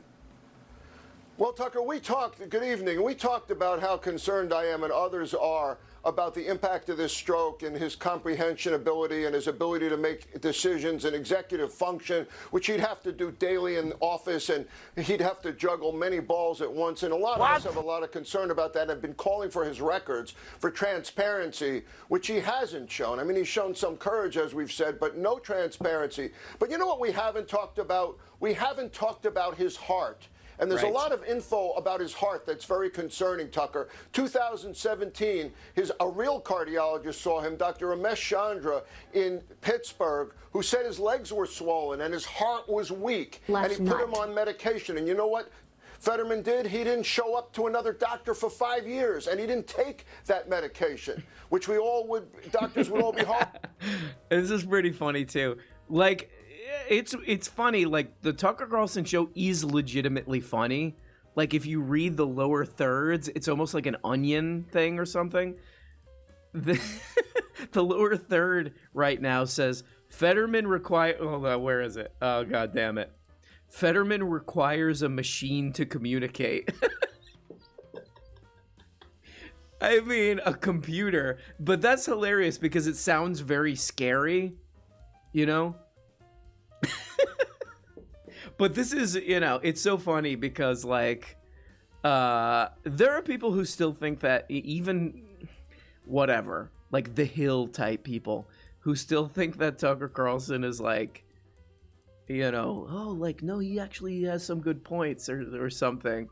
But, like, if anybody remotely progressive is, anywhere doing anything, he'll, like, try to rip them a new ass. By the way, thank you so much to Man Meat Rana. Man Meat Rana, thank you so much. Heavy supporter of the show, without which we would die. Oh, sorry, Dasha. Sorry to Dasha. But no one wants it. No one's interested. No one's interested in your acting because she has lost. Dasha, is she a good actress? 47% say yes, 53% say no. Wow. I mean, that's 348 votes, too. That's a pretty good sample, so. I think it's time for us to start spreading that rumor that she died. That's a way funnier rumor to spread, that somebody who's clearly still alive died, Rather than, they're dating somebody, who cares, Oh, sorry, Park. Hold on. Park, are you there? I am here. Can you hear me, Chef? Hey, Park. Yes, Chef. Are you there? Yes, Chef. Thank you, Chef. What's going on? What's up with you? What's up? I'm just living the dream today, enjoying not an apocalypse after the elections, Yeah, that's a good point too. Is that, like, we got I guess a little bit more time before the United States becomes what, like some kind of weird Christian nationalist kind of crap or whatever, where we don't have elections or something. Yeah, I think it's Mad Max Wasteland, or I don't know if you're into sci-fi, but like a Bobaverse fascist state. Mm-hmm. That's pretty obscure, though. What's it from? What about the Ukraine stuff? I mean, is there something there to talk about? You can feel free to talk about it. My feeling about it is just that it's like, it's horrible. It's sad, and like people in Ukraine just want to live their lives like most Russians just want to like live their lives, and we got lunatic oligarchs starting wars who might be dying too. Putin might be dying. There's some reports coming out, which obviously makes things a little scarier too. But go ahead. Sorry, you say what you gotta say. Wow. I did the whole Afghanistan thing, and it's kind of nice to see the U.S. involved in a conflict where we're not sort of like the bad guys. Mm-hmm. So I guess it's kind of like mixed feelings, where at least the gigantic military-industrial complex is sort of being put toward a good cause. Yeah. Freedom and all that. Yeah, it's like not supporting them almost seems like it would be wrong. So it's a conflict.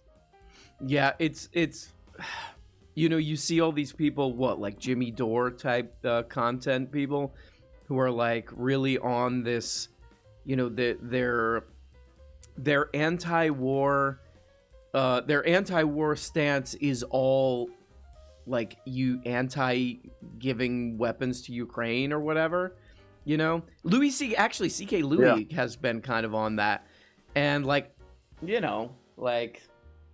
I get the criticism, but like if you really want to be anti-war, I would be looking. I mean, look, it's an impossible situation, but I would be looking at what like the right wingers are saying about China, because they're trying to start like a full-on Red Scare, thing with China too. Yeah. Yeah. Now that we see the Russians were paper tigers, like the military-industrial complex has an incentive to sort of sell these guys as threats. Yeah. So China still only spends 1/10 of what we do every year on defense. Mm-hmm. They're structured a little differently, but I guess we could say we're anti-war, but if there was a war, this would be the one to help back. Mm-hmm.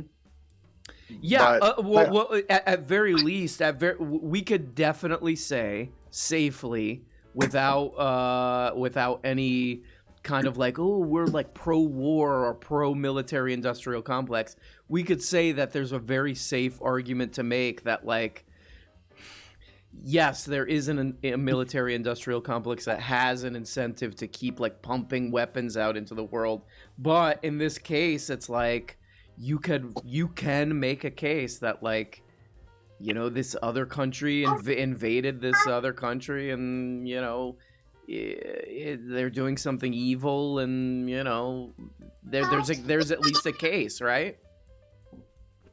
Yeah, I think that's sort of what we have to do, because if you don't stand up for Ukraine, like, what are American values all about then?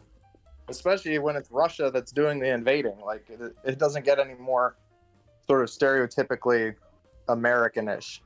But I'll let you go, Chef. I gotta get back to my screaming little humans that are running around. All right, bye, Park. Take care of that. Bye, Chef. Bye. Yep. You could hear those kids in the background. He's like, the war, a bunch of people getting killed, and then you hear in the background, what are those kids yelling about? CK Louis. I don't know what CK Louis on about lately, Have people been paying attention to CK Louis? CK Louis is just sort of in like Tim Dillon territory, where it's like, where it's sort of like, it's like they're very interested in politics and having a take on politics, but it doesn't really amount to much. It doesn't really amount to a whole lot. It's just like, oh, this shit's crazy. Yeah, okay. Republicans say the same thing. What are those kids yelling about? Yeah. Oh, he's definitely about to beat a kid in Walmart. Where is it? I gotta figure out a way to organize these goddamn drops. I can't find beat a kid in Walmart, so I'll play this one. You failed again, you murdering trash. I may just never come back. I don't think Dasha is actually dating CK Louis, but that's a hilarious thing to just be like a famous person And it's like, oh yeah, everyone in the country is saying that a thing is happening that's not happening. And like, if they are dating, it's like, I mean, the first thing is like, who cares? But the second thing is like, they're both like, I'll be like, what kind of a relationship would that be? I guess I don't know. CK Louis is transitioning into whatever Joe Rogan is. Yeah. Yeah, there, I mean,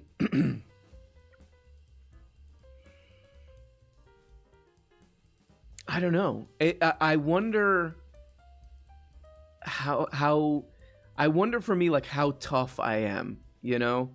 Like, if everyone, or even if I was just, like, in a group of people or friends or whatever, and they all like were like, oh, like, you're like pointing out bad things I did or saying you're a piece of shit or whatever, would I be able, would my mind entirely not turn like against everybody and like, you know, like it almost seems like he's becoming kind of conservative as a like a reaction to being canceled or something, which a lot of people do.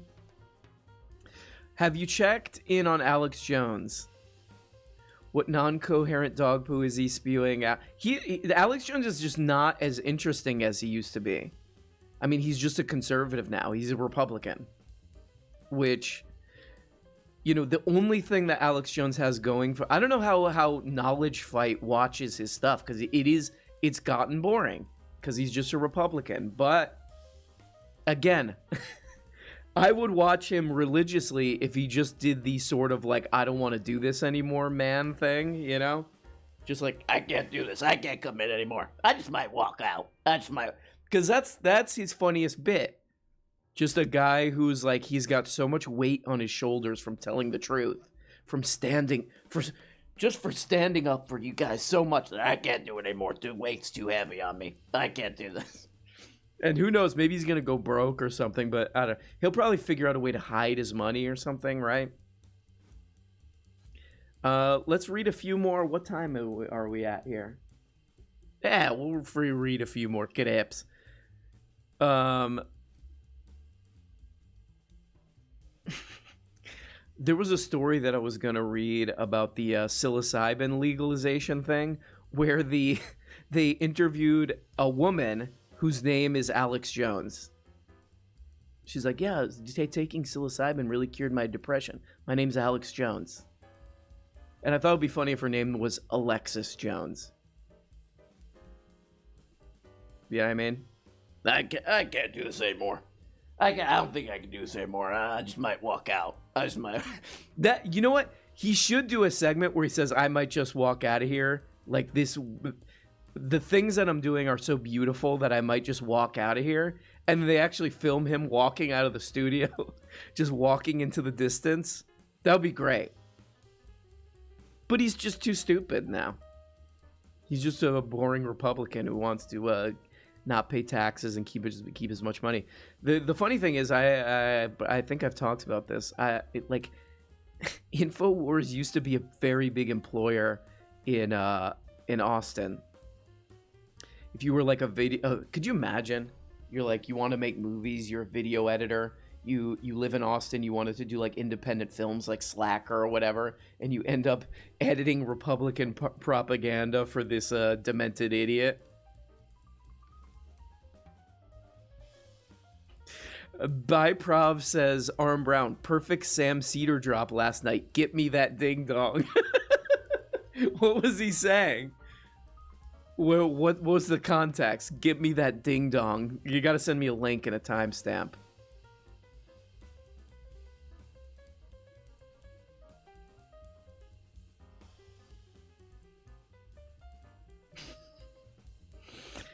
Yeah, I mean, I wonder, part of Alex Jones is there's a weird, I've talked about this before, but there used to be this bookstore in Austin called Brave New Books where it was sort of Alex Jones Central.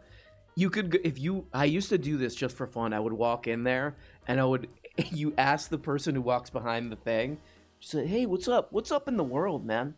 And clear the next 2 hours because they would give people like burnt DVDs for free, like here, like they're just trying to spread this stuff.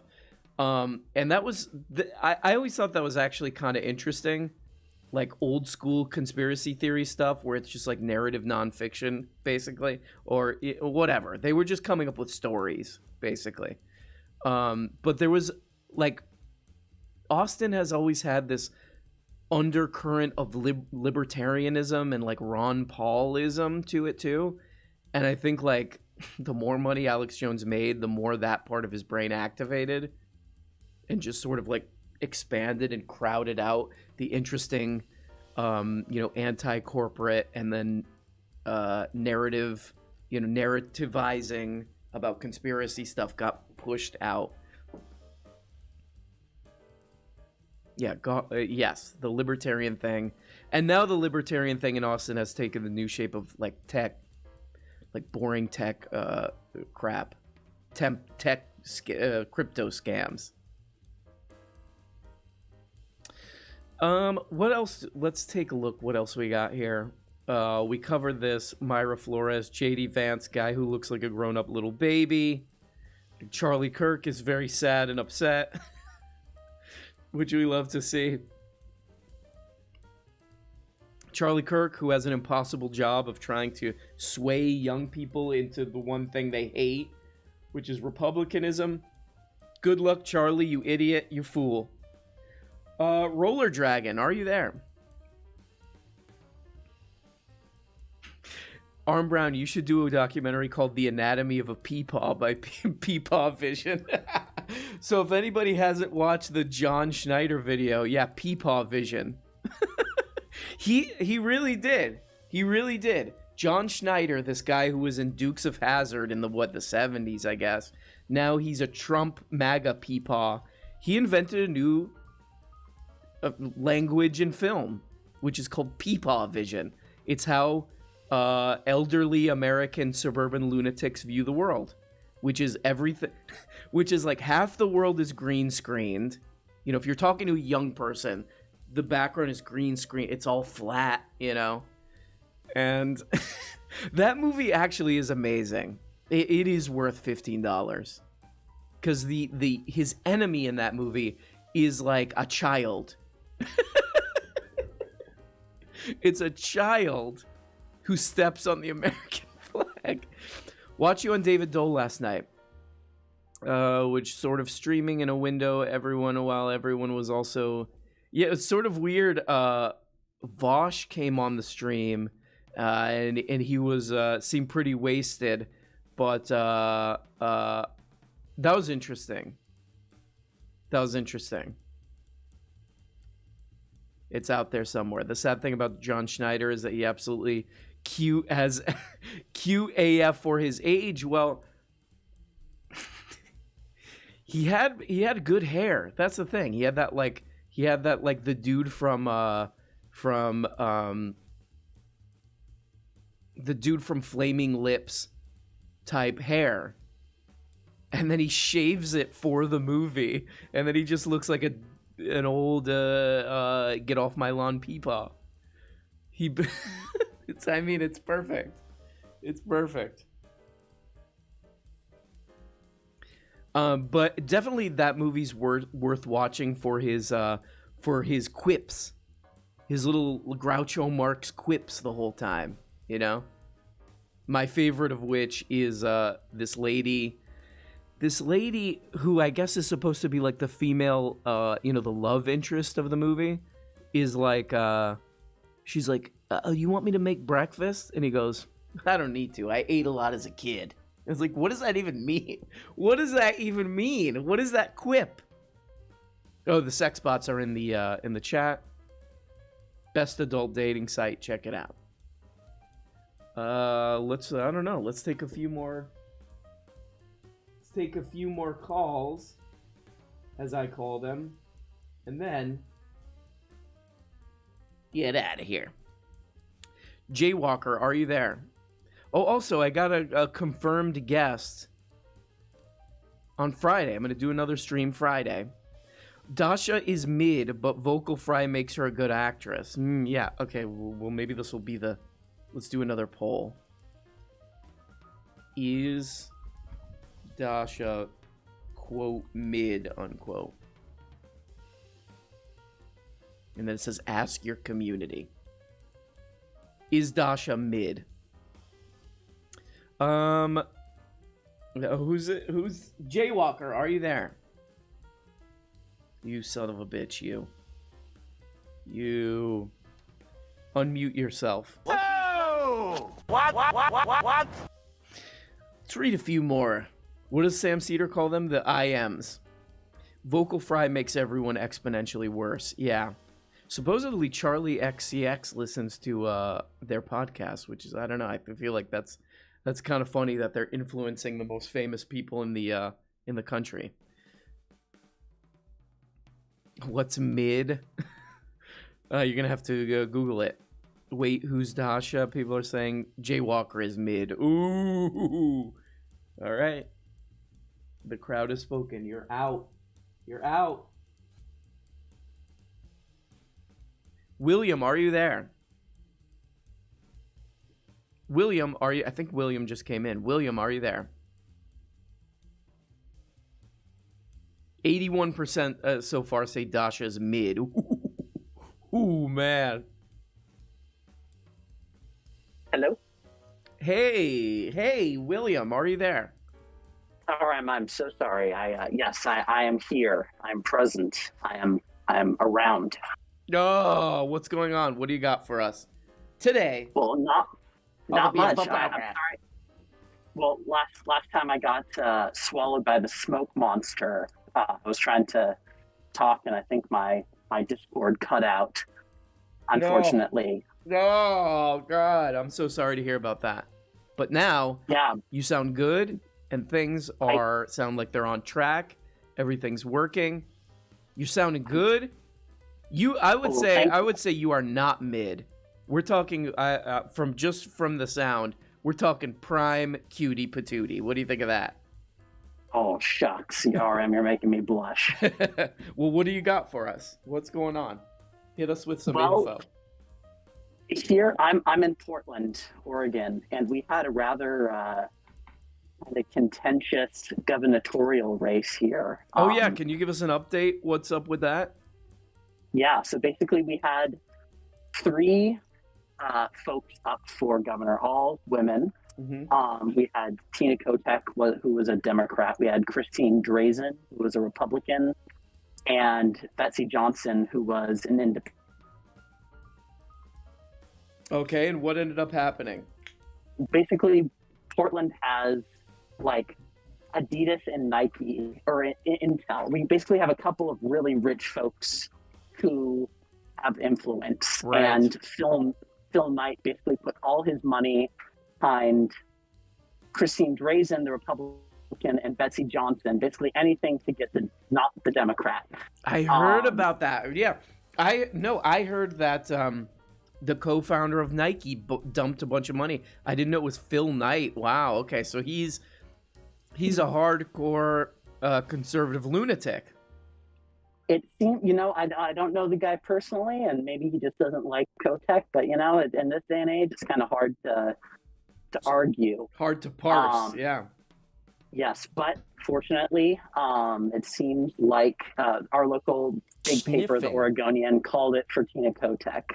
Nice. Yes. Sniffing. It was a little close for comfort. Betsy Johnson kind of, I think, took some of the Democratic votes away, so we had only a 30,000 vote split. Betsy Johnson is like a libertarian? I don't entirely know. She's like a centrist. Centrist, got it. Okay.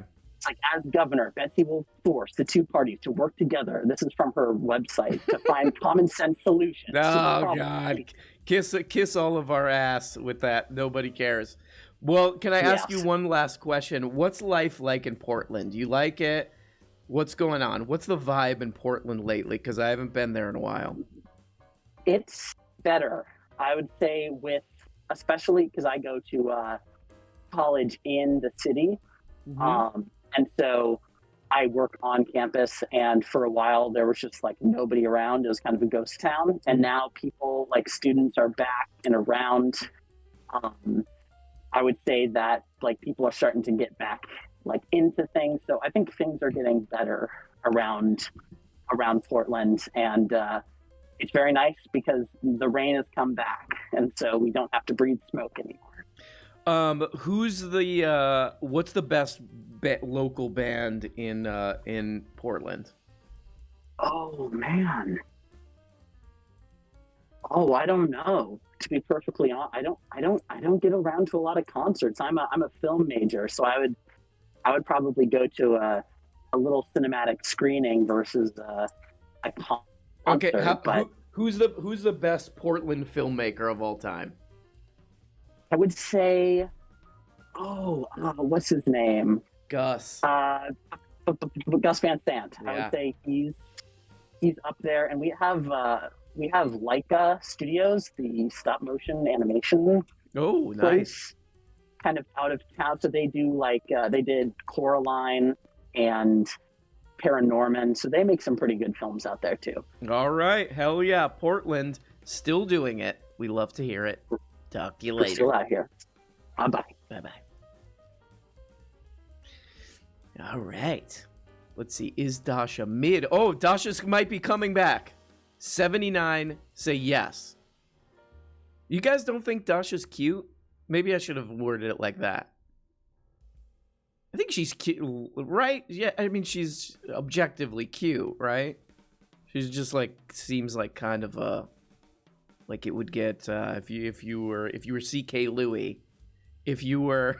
C.K. Louis. C.K. Louis. Like it might get a little old quick, you know, but she might get a little, you know, like doing the whole Catholic thing and all this might get a little old quick, but who am I to say?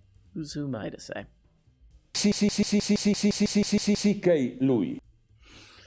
Objectively, in a drugged out, lots of problems kind of way, thought you meant mid actor. Somebody says skinny has a F. Okay, people are just ripping Dasha an ass now. Great. Let's talk to a few more people. How about mentally untouchable? Are you there? Mentally untouchable. Can you remind me who Dasha is? She was on Succession. Mr. Brown, how you doing? Hey, what's up? Hey, what's up, mentally untouchable? How are you? Oh, hey, what's up, dude? What's up, bro? What's going on, mate? What's up, man? What's up, bro? How's it going? What's up, mentally untouchable? Chillin', I just did a job interview this morning. for an IT Wow. Do you think you nailed it, or what? What's up? It seems like I'm still being considered, so I'm kind of chilling, but you know how it goes. They say they're going to call you, they're going to say they're going to email you, but they never do, so. Oh. Did you do anything to, you know, they say you have to, like, make an impression, you know? Like, did you know, one way to make an impression, you go in there and you could be like, you turn your chair backwards, you know, and you sit on it backwards and you're like, let's just rap, guys. Let's just, you know, you're just like, let's cut the BS. Let's just cut the BS, you know? You do one of those. Did you do that? Yeah, I got straight to the point with that, man. Yeah. I think he appreciated my honesty. Yeah, they were like, wow, this guy's a real straight shooter, they say, you know? Yeah, man. All right, well, so that's sounding good. What would be your ideal job situation?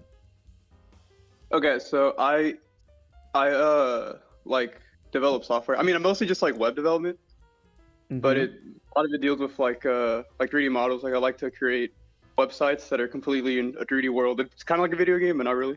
Ooh, okay, I like this. So kind of an experimental type game development. No, yeah, I'm like a avant-garde artist or something like that. There needs to be more games like that. I think Control. Did you like that game Control? I don't know what that is. It's a video game that got close to like being kind of experimental, but still being a very standard, you know, like shooting game. But I feel like Control was trying to sort of make a statement about video games themselves and kind of abstract and strange. And why is there not more of that in video games? There's so much crap you could do with games, you know? So many places that have been on so many uncharted territory. No, and the one thing I like about what I do specifically is that I can create a completely 3D game and upload it as a website. So instead of having to like license a game, you know what I mean? Like sell it to people. Yeah. I could just be like, yo, go to my website and play this game. Oh, I love that. That's great. Put a link. Send me a link, all right? Yes, sir. Also, somebody in the chat says you sound metal. Are you a metal fan? No, I'm more of a punk guy myself. I go to a lot of punk concerts. I love it. All right, cool. All right, well, send me a link to these games. You sound like my kind of game developer. Yes, sir. Gamers rise up.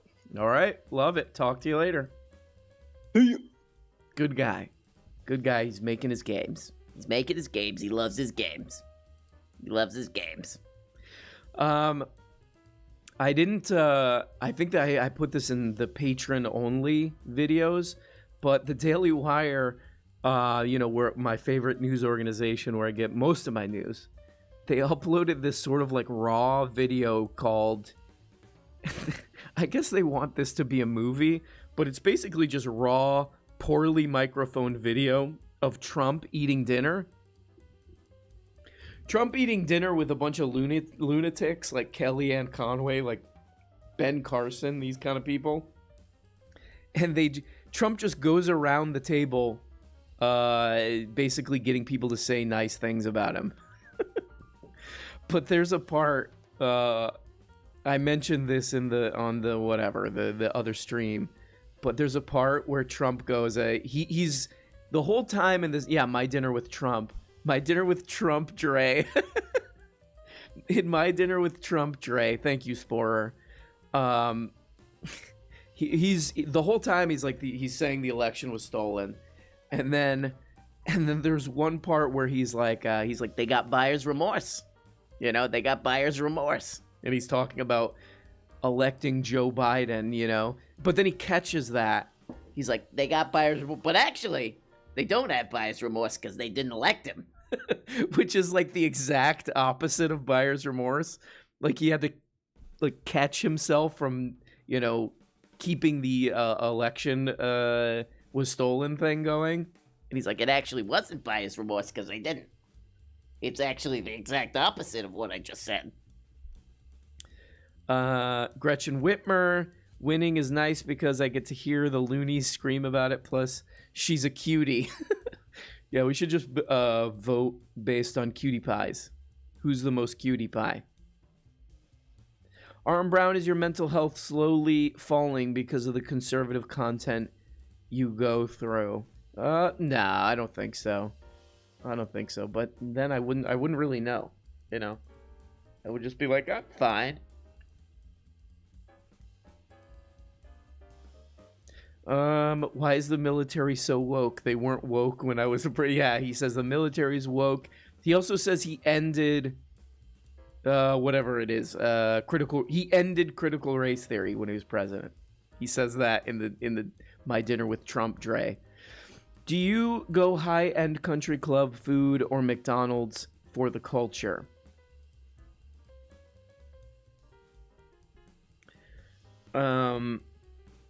Guys, really, if anybody out there isn't watching these like YouTube cooking videos, like and look, like, I got no connection to these sites, but like that Billy Parisi guy, there's like, actually, oh my God, I actually wanted to watch this. There's this French guy. Let me see if I can find it. Schmidt. Let me see if I can find it. There's this French guy on YouTube who does a cooking channel. He's so funny. Maybe we'll watch that as part of our election coverage. He's so goddamn funny. Because he's just sort of a kook. He's just like yelling the whole time. But whatever, I'll find a link to that. Let's take a few more calls, and then we'll get out of here. Maybe I can find that French guy. Who should? Let's try Morbius. Morbius, are you there?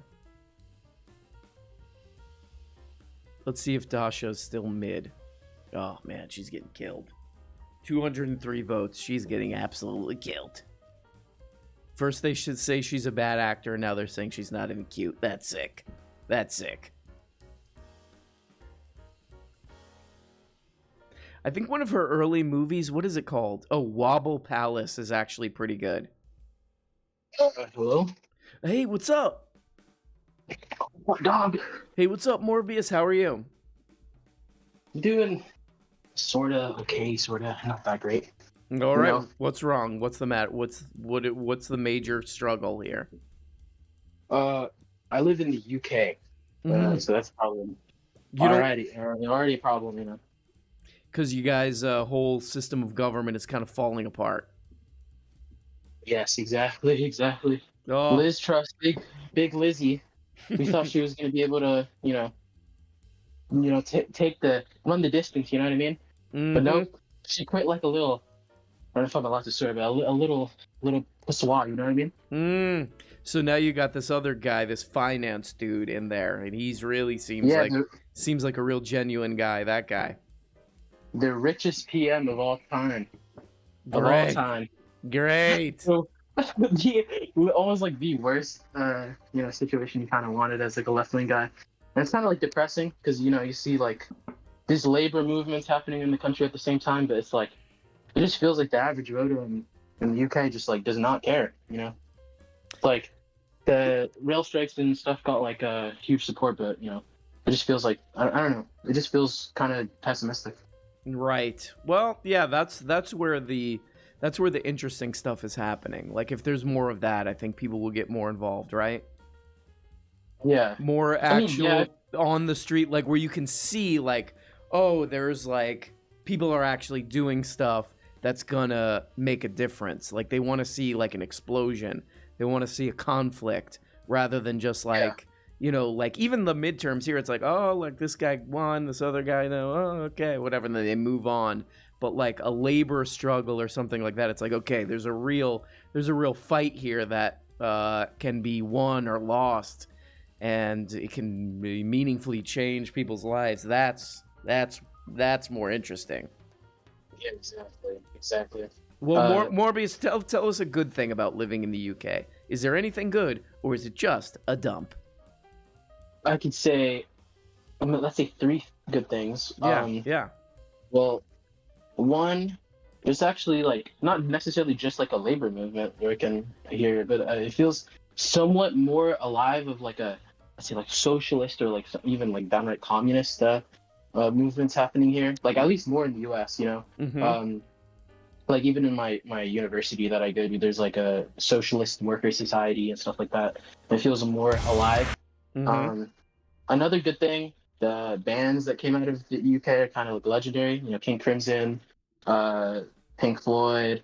Who else? How am I missing out here? Okay. Help me out here, RM.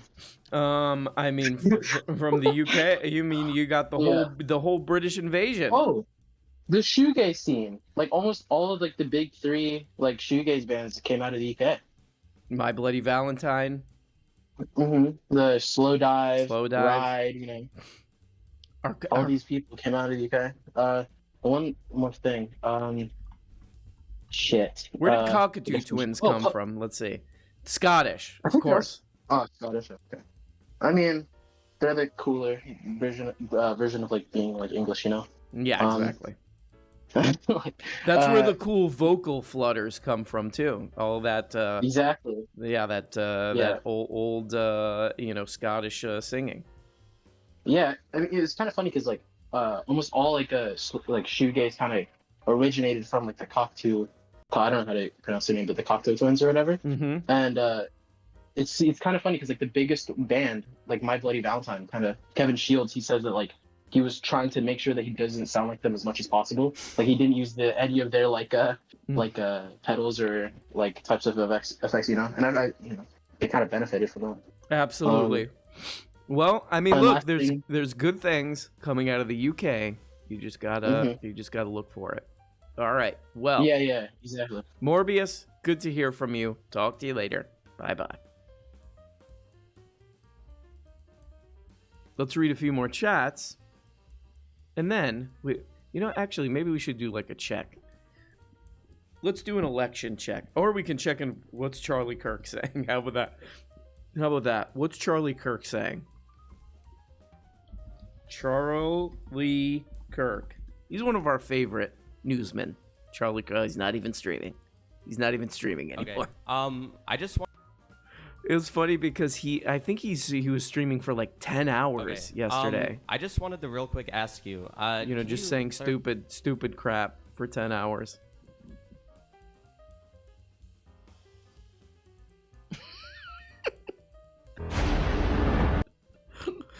When was this uploaded? This has 18 views. Hold on, let me just show this to you guys. This has 18 views. Rob DeSantis. That's great. We should all just start calling that guy that. Rob DeSantis.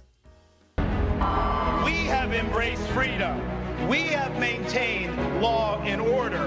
We have protected the rights of parents. We have respected our taxpayers, and we reject woke ideology. We fight the woke in the legislature. We fight the woke in the schools. We fight the woke in the corporations. We will never, ever surrender to the woke mob. Florida is where woke goes to die. Florida is where woke goes to die.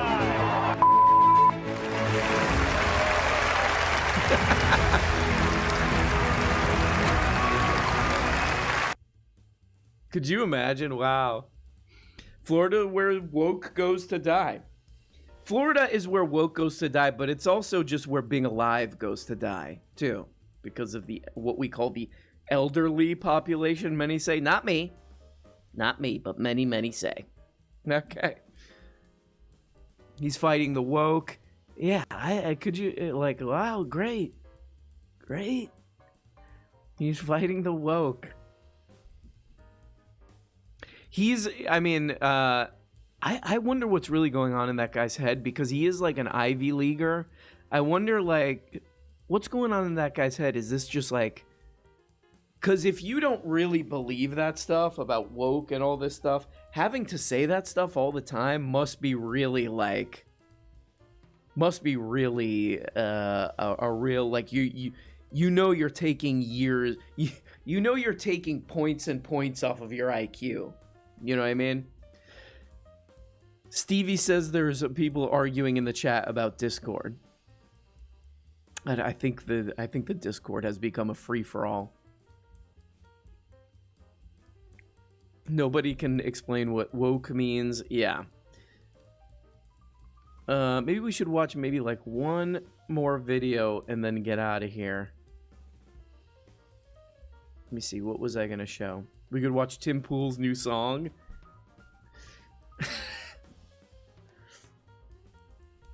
I don't know. It's almost like you kind of got to hand it to somebody for making music that's almost like, how did you make music this bad? Okay, let's watch this. Here's a trend.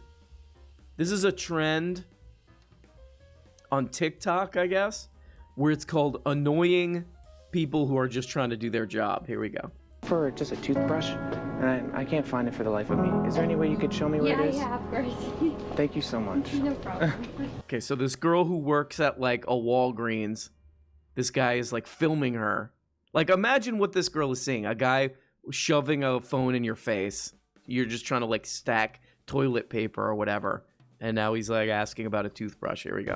It's still a little area, so I get it. Yeah. So they're also just right here, and then toothbrush heads are also right here. Okay, do you know which one's the cheapest? I'm just trying to get the cheapest one. Probably the 99-cent ones here. Whatever ones I think I'll just buy them both then. Yeah. There's a couple different kinds, so it's totally up to you, yeah. Okay, so actually, I'm just going around and rewarding good customer service. Yeah. So because you're willing to help me out there and you provided good care, I want to give you a Timmy's gift card. Oh, thank you. I'm okay though. I don't really go to Timmy's often, but thank Okay. you. You want me to pass it along then? Yeah, that'll All be right. great. Well, thank you so much. Thank you. Have a great. Yeah, people of TikTok, leave people alone. Leave people alone. All right? Leave people alone. Stop dragging people into your attempt to get a social media career going. They're not interested, okay? You creeps. I like the girls like, no, thank you. I did my job. Please leave me alone now. Bye-bye. You weirdo. Yeah. That's our message to the TikTokers and the social media people of the world. Leave people alone. Leave people who are doing a real job alone. You idiots. I mean, and this one is actually like more tame. A lot of these TikTokers are like really getting in people's faces. Like somebody's at I don't know what I would do. Like if I was at Target and some like TikToker, you know, who's dressed in like hype beast clothes is like, hey, shut up, or whatever, trying to get a TikTok moment. I don't know what I would do. Like, take their phone, I guess. Just take their phone. That's what you do. If a TikToker starts trying to get you in their thing, just take their phone and keep it. I think I might run on that. Like, that would be like a law. If a TikToker tries to get you in their crap, you legally can just take their phone and keep it. Speaking of creepy dudes, you see that incel who complained to the police that his stalking of an ex-coworker wasn't going well because she wouldn't talk to him? I think I did see that. Such a good test of customer service. Can you show me where the toothbrush is? Yeah. Was it? It's almost like is this a satire? Dude, there was a new video on Rebel HQ of an incel trying to get cops. Oh, yeah, okay. So we already heard that. Everyone wants to be the next Mr. Beast, yeah. Even Mr. Beast is like, what's his whole thing? He forces his friends to stay in like who can stay inside of an empty hot tub the longest? You know, he's just torturing people. Let's see if there's anybody else in the chat. Let's talk to Lamp. Lamp, are you there? Lamp, are you there? Goddamn. Oh, God. Lamp, hi. Hi. How's it going?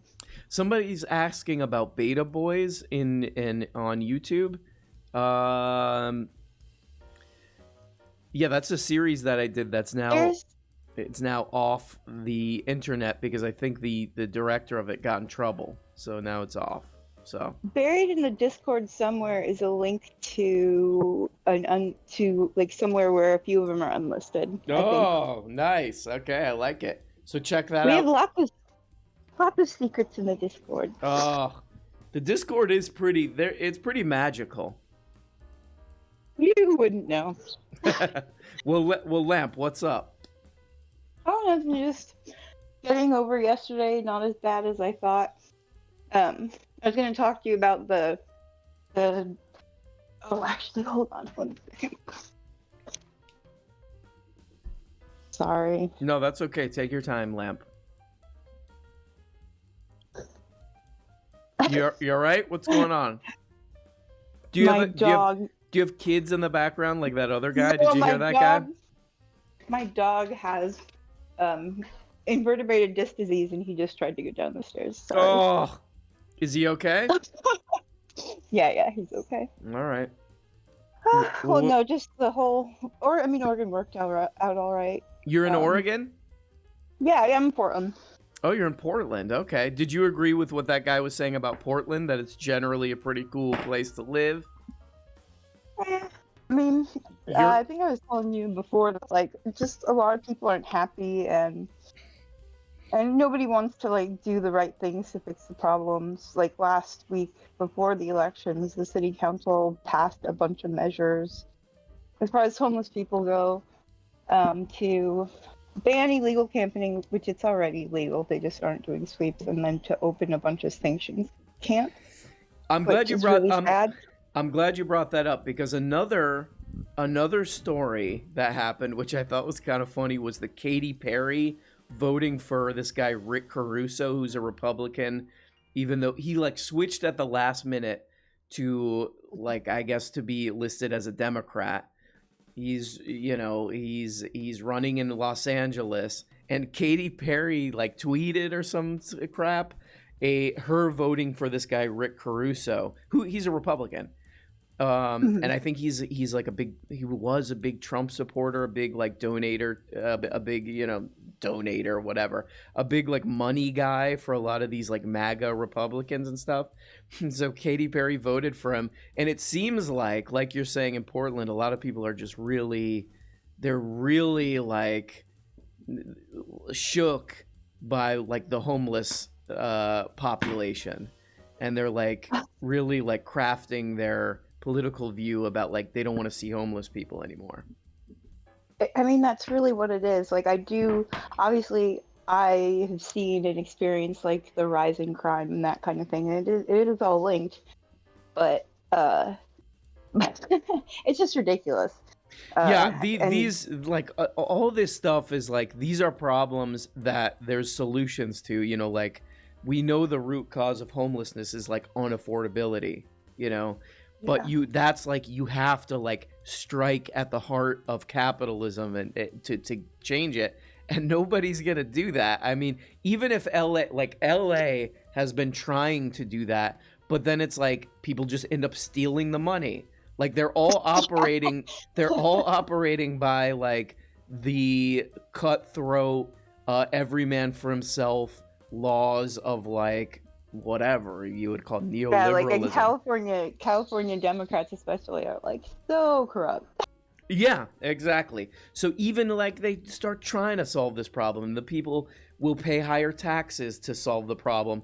They're just gonna like fucking steal all the money. Like it's like again, it's like one of those things where I think like we're all learning the only way to like solve this problem is to like, people have to have like, we're not all learning that. yeah, exactly. Well, at least there's like an inkling of like, oh, we have to like put constant pressure for these things to change. Somebody says, Katie.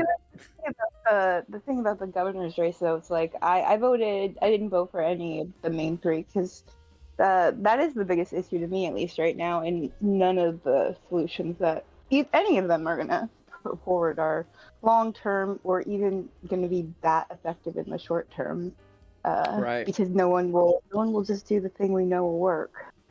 Yeah, I mean that's what it is. You have to fight against these like, people who make a bunch of money from real estate and all that stuff. You're gonna have to go to war against them, and like nobody. We need to ban that software they're using that is leaving all the vacant apartments and stuff because they're it's about that, right? Like the algorithm software they're using to basically charge way more for a few apartments and leave the rest vacant.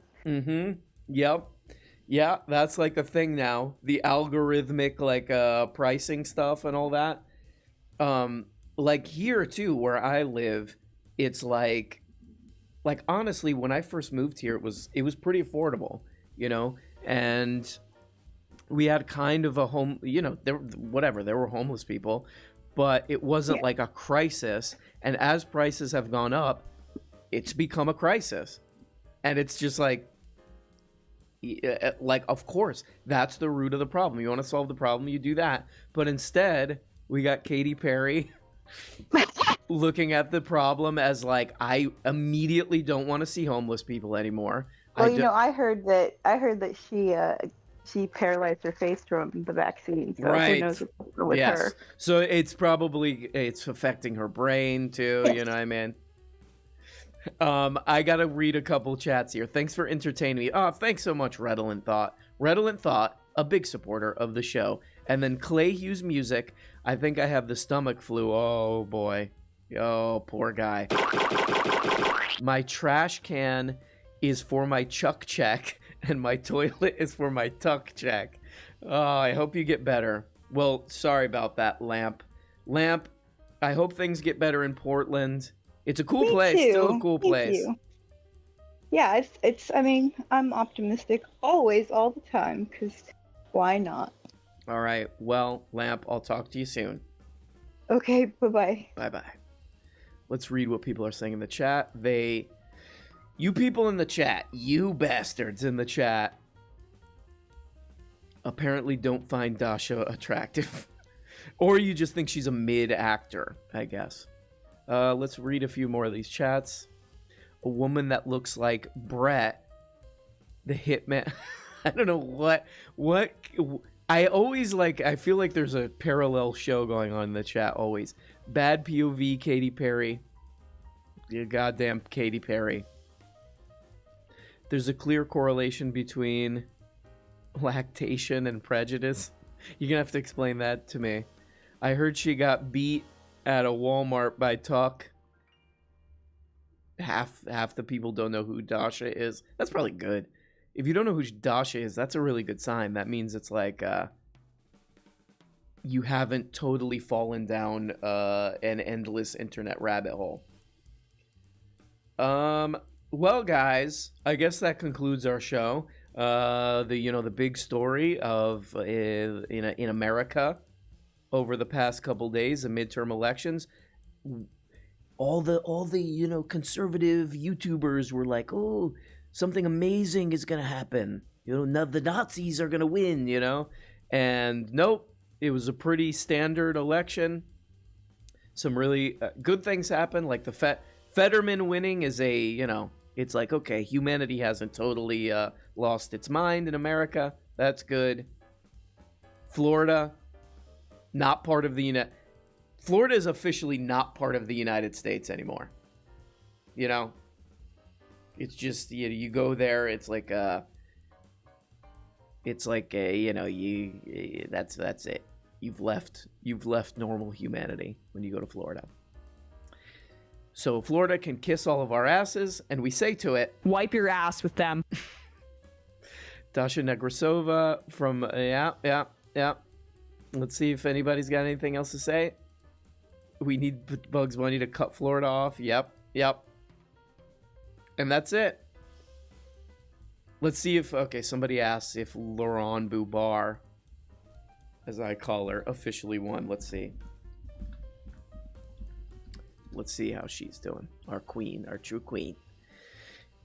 Her opponent, Adam Frisch, is at 50.4%. She is at 49.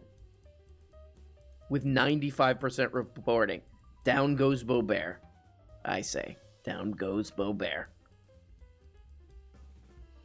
That's pretty funny. I think her opponent is just a very, right-wing Democrat, but it's still pretty funny.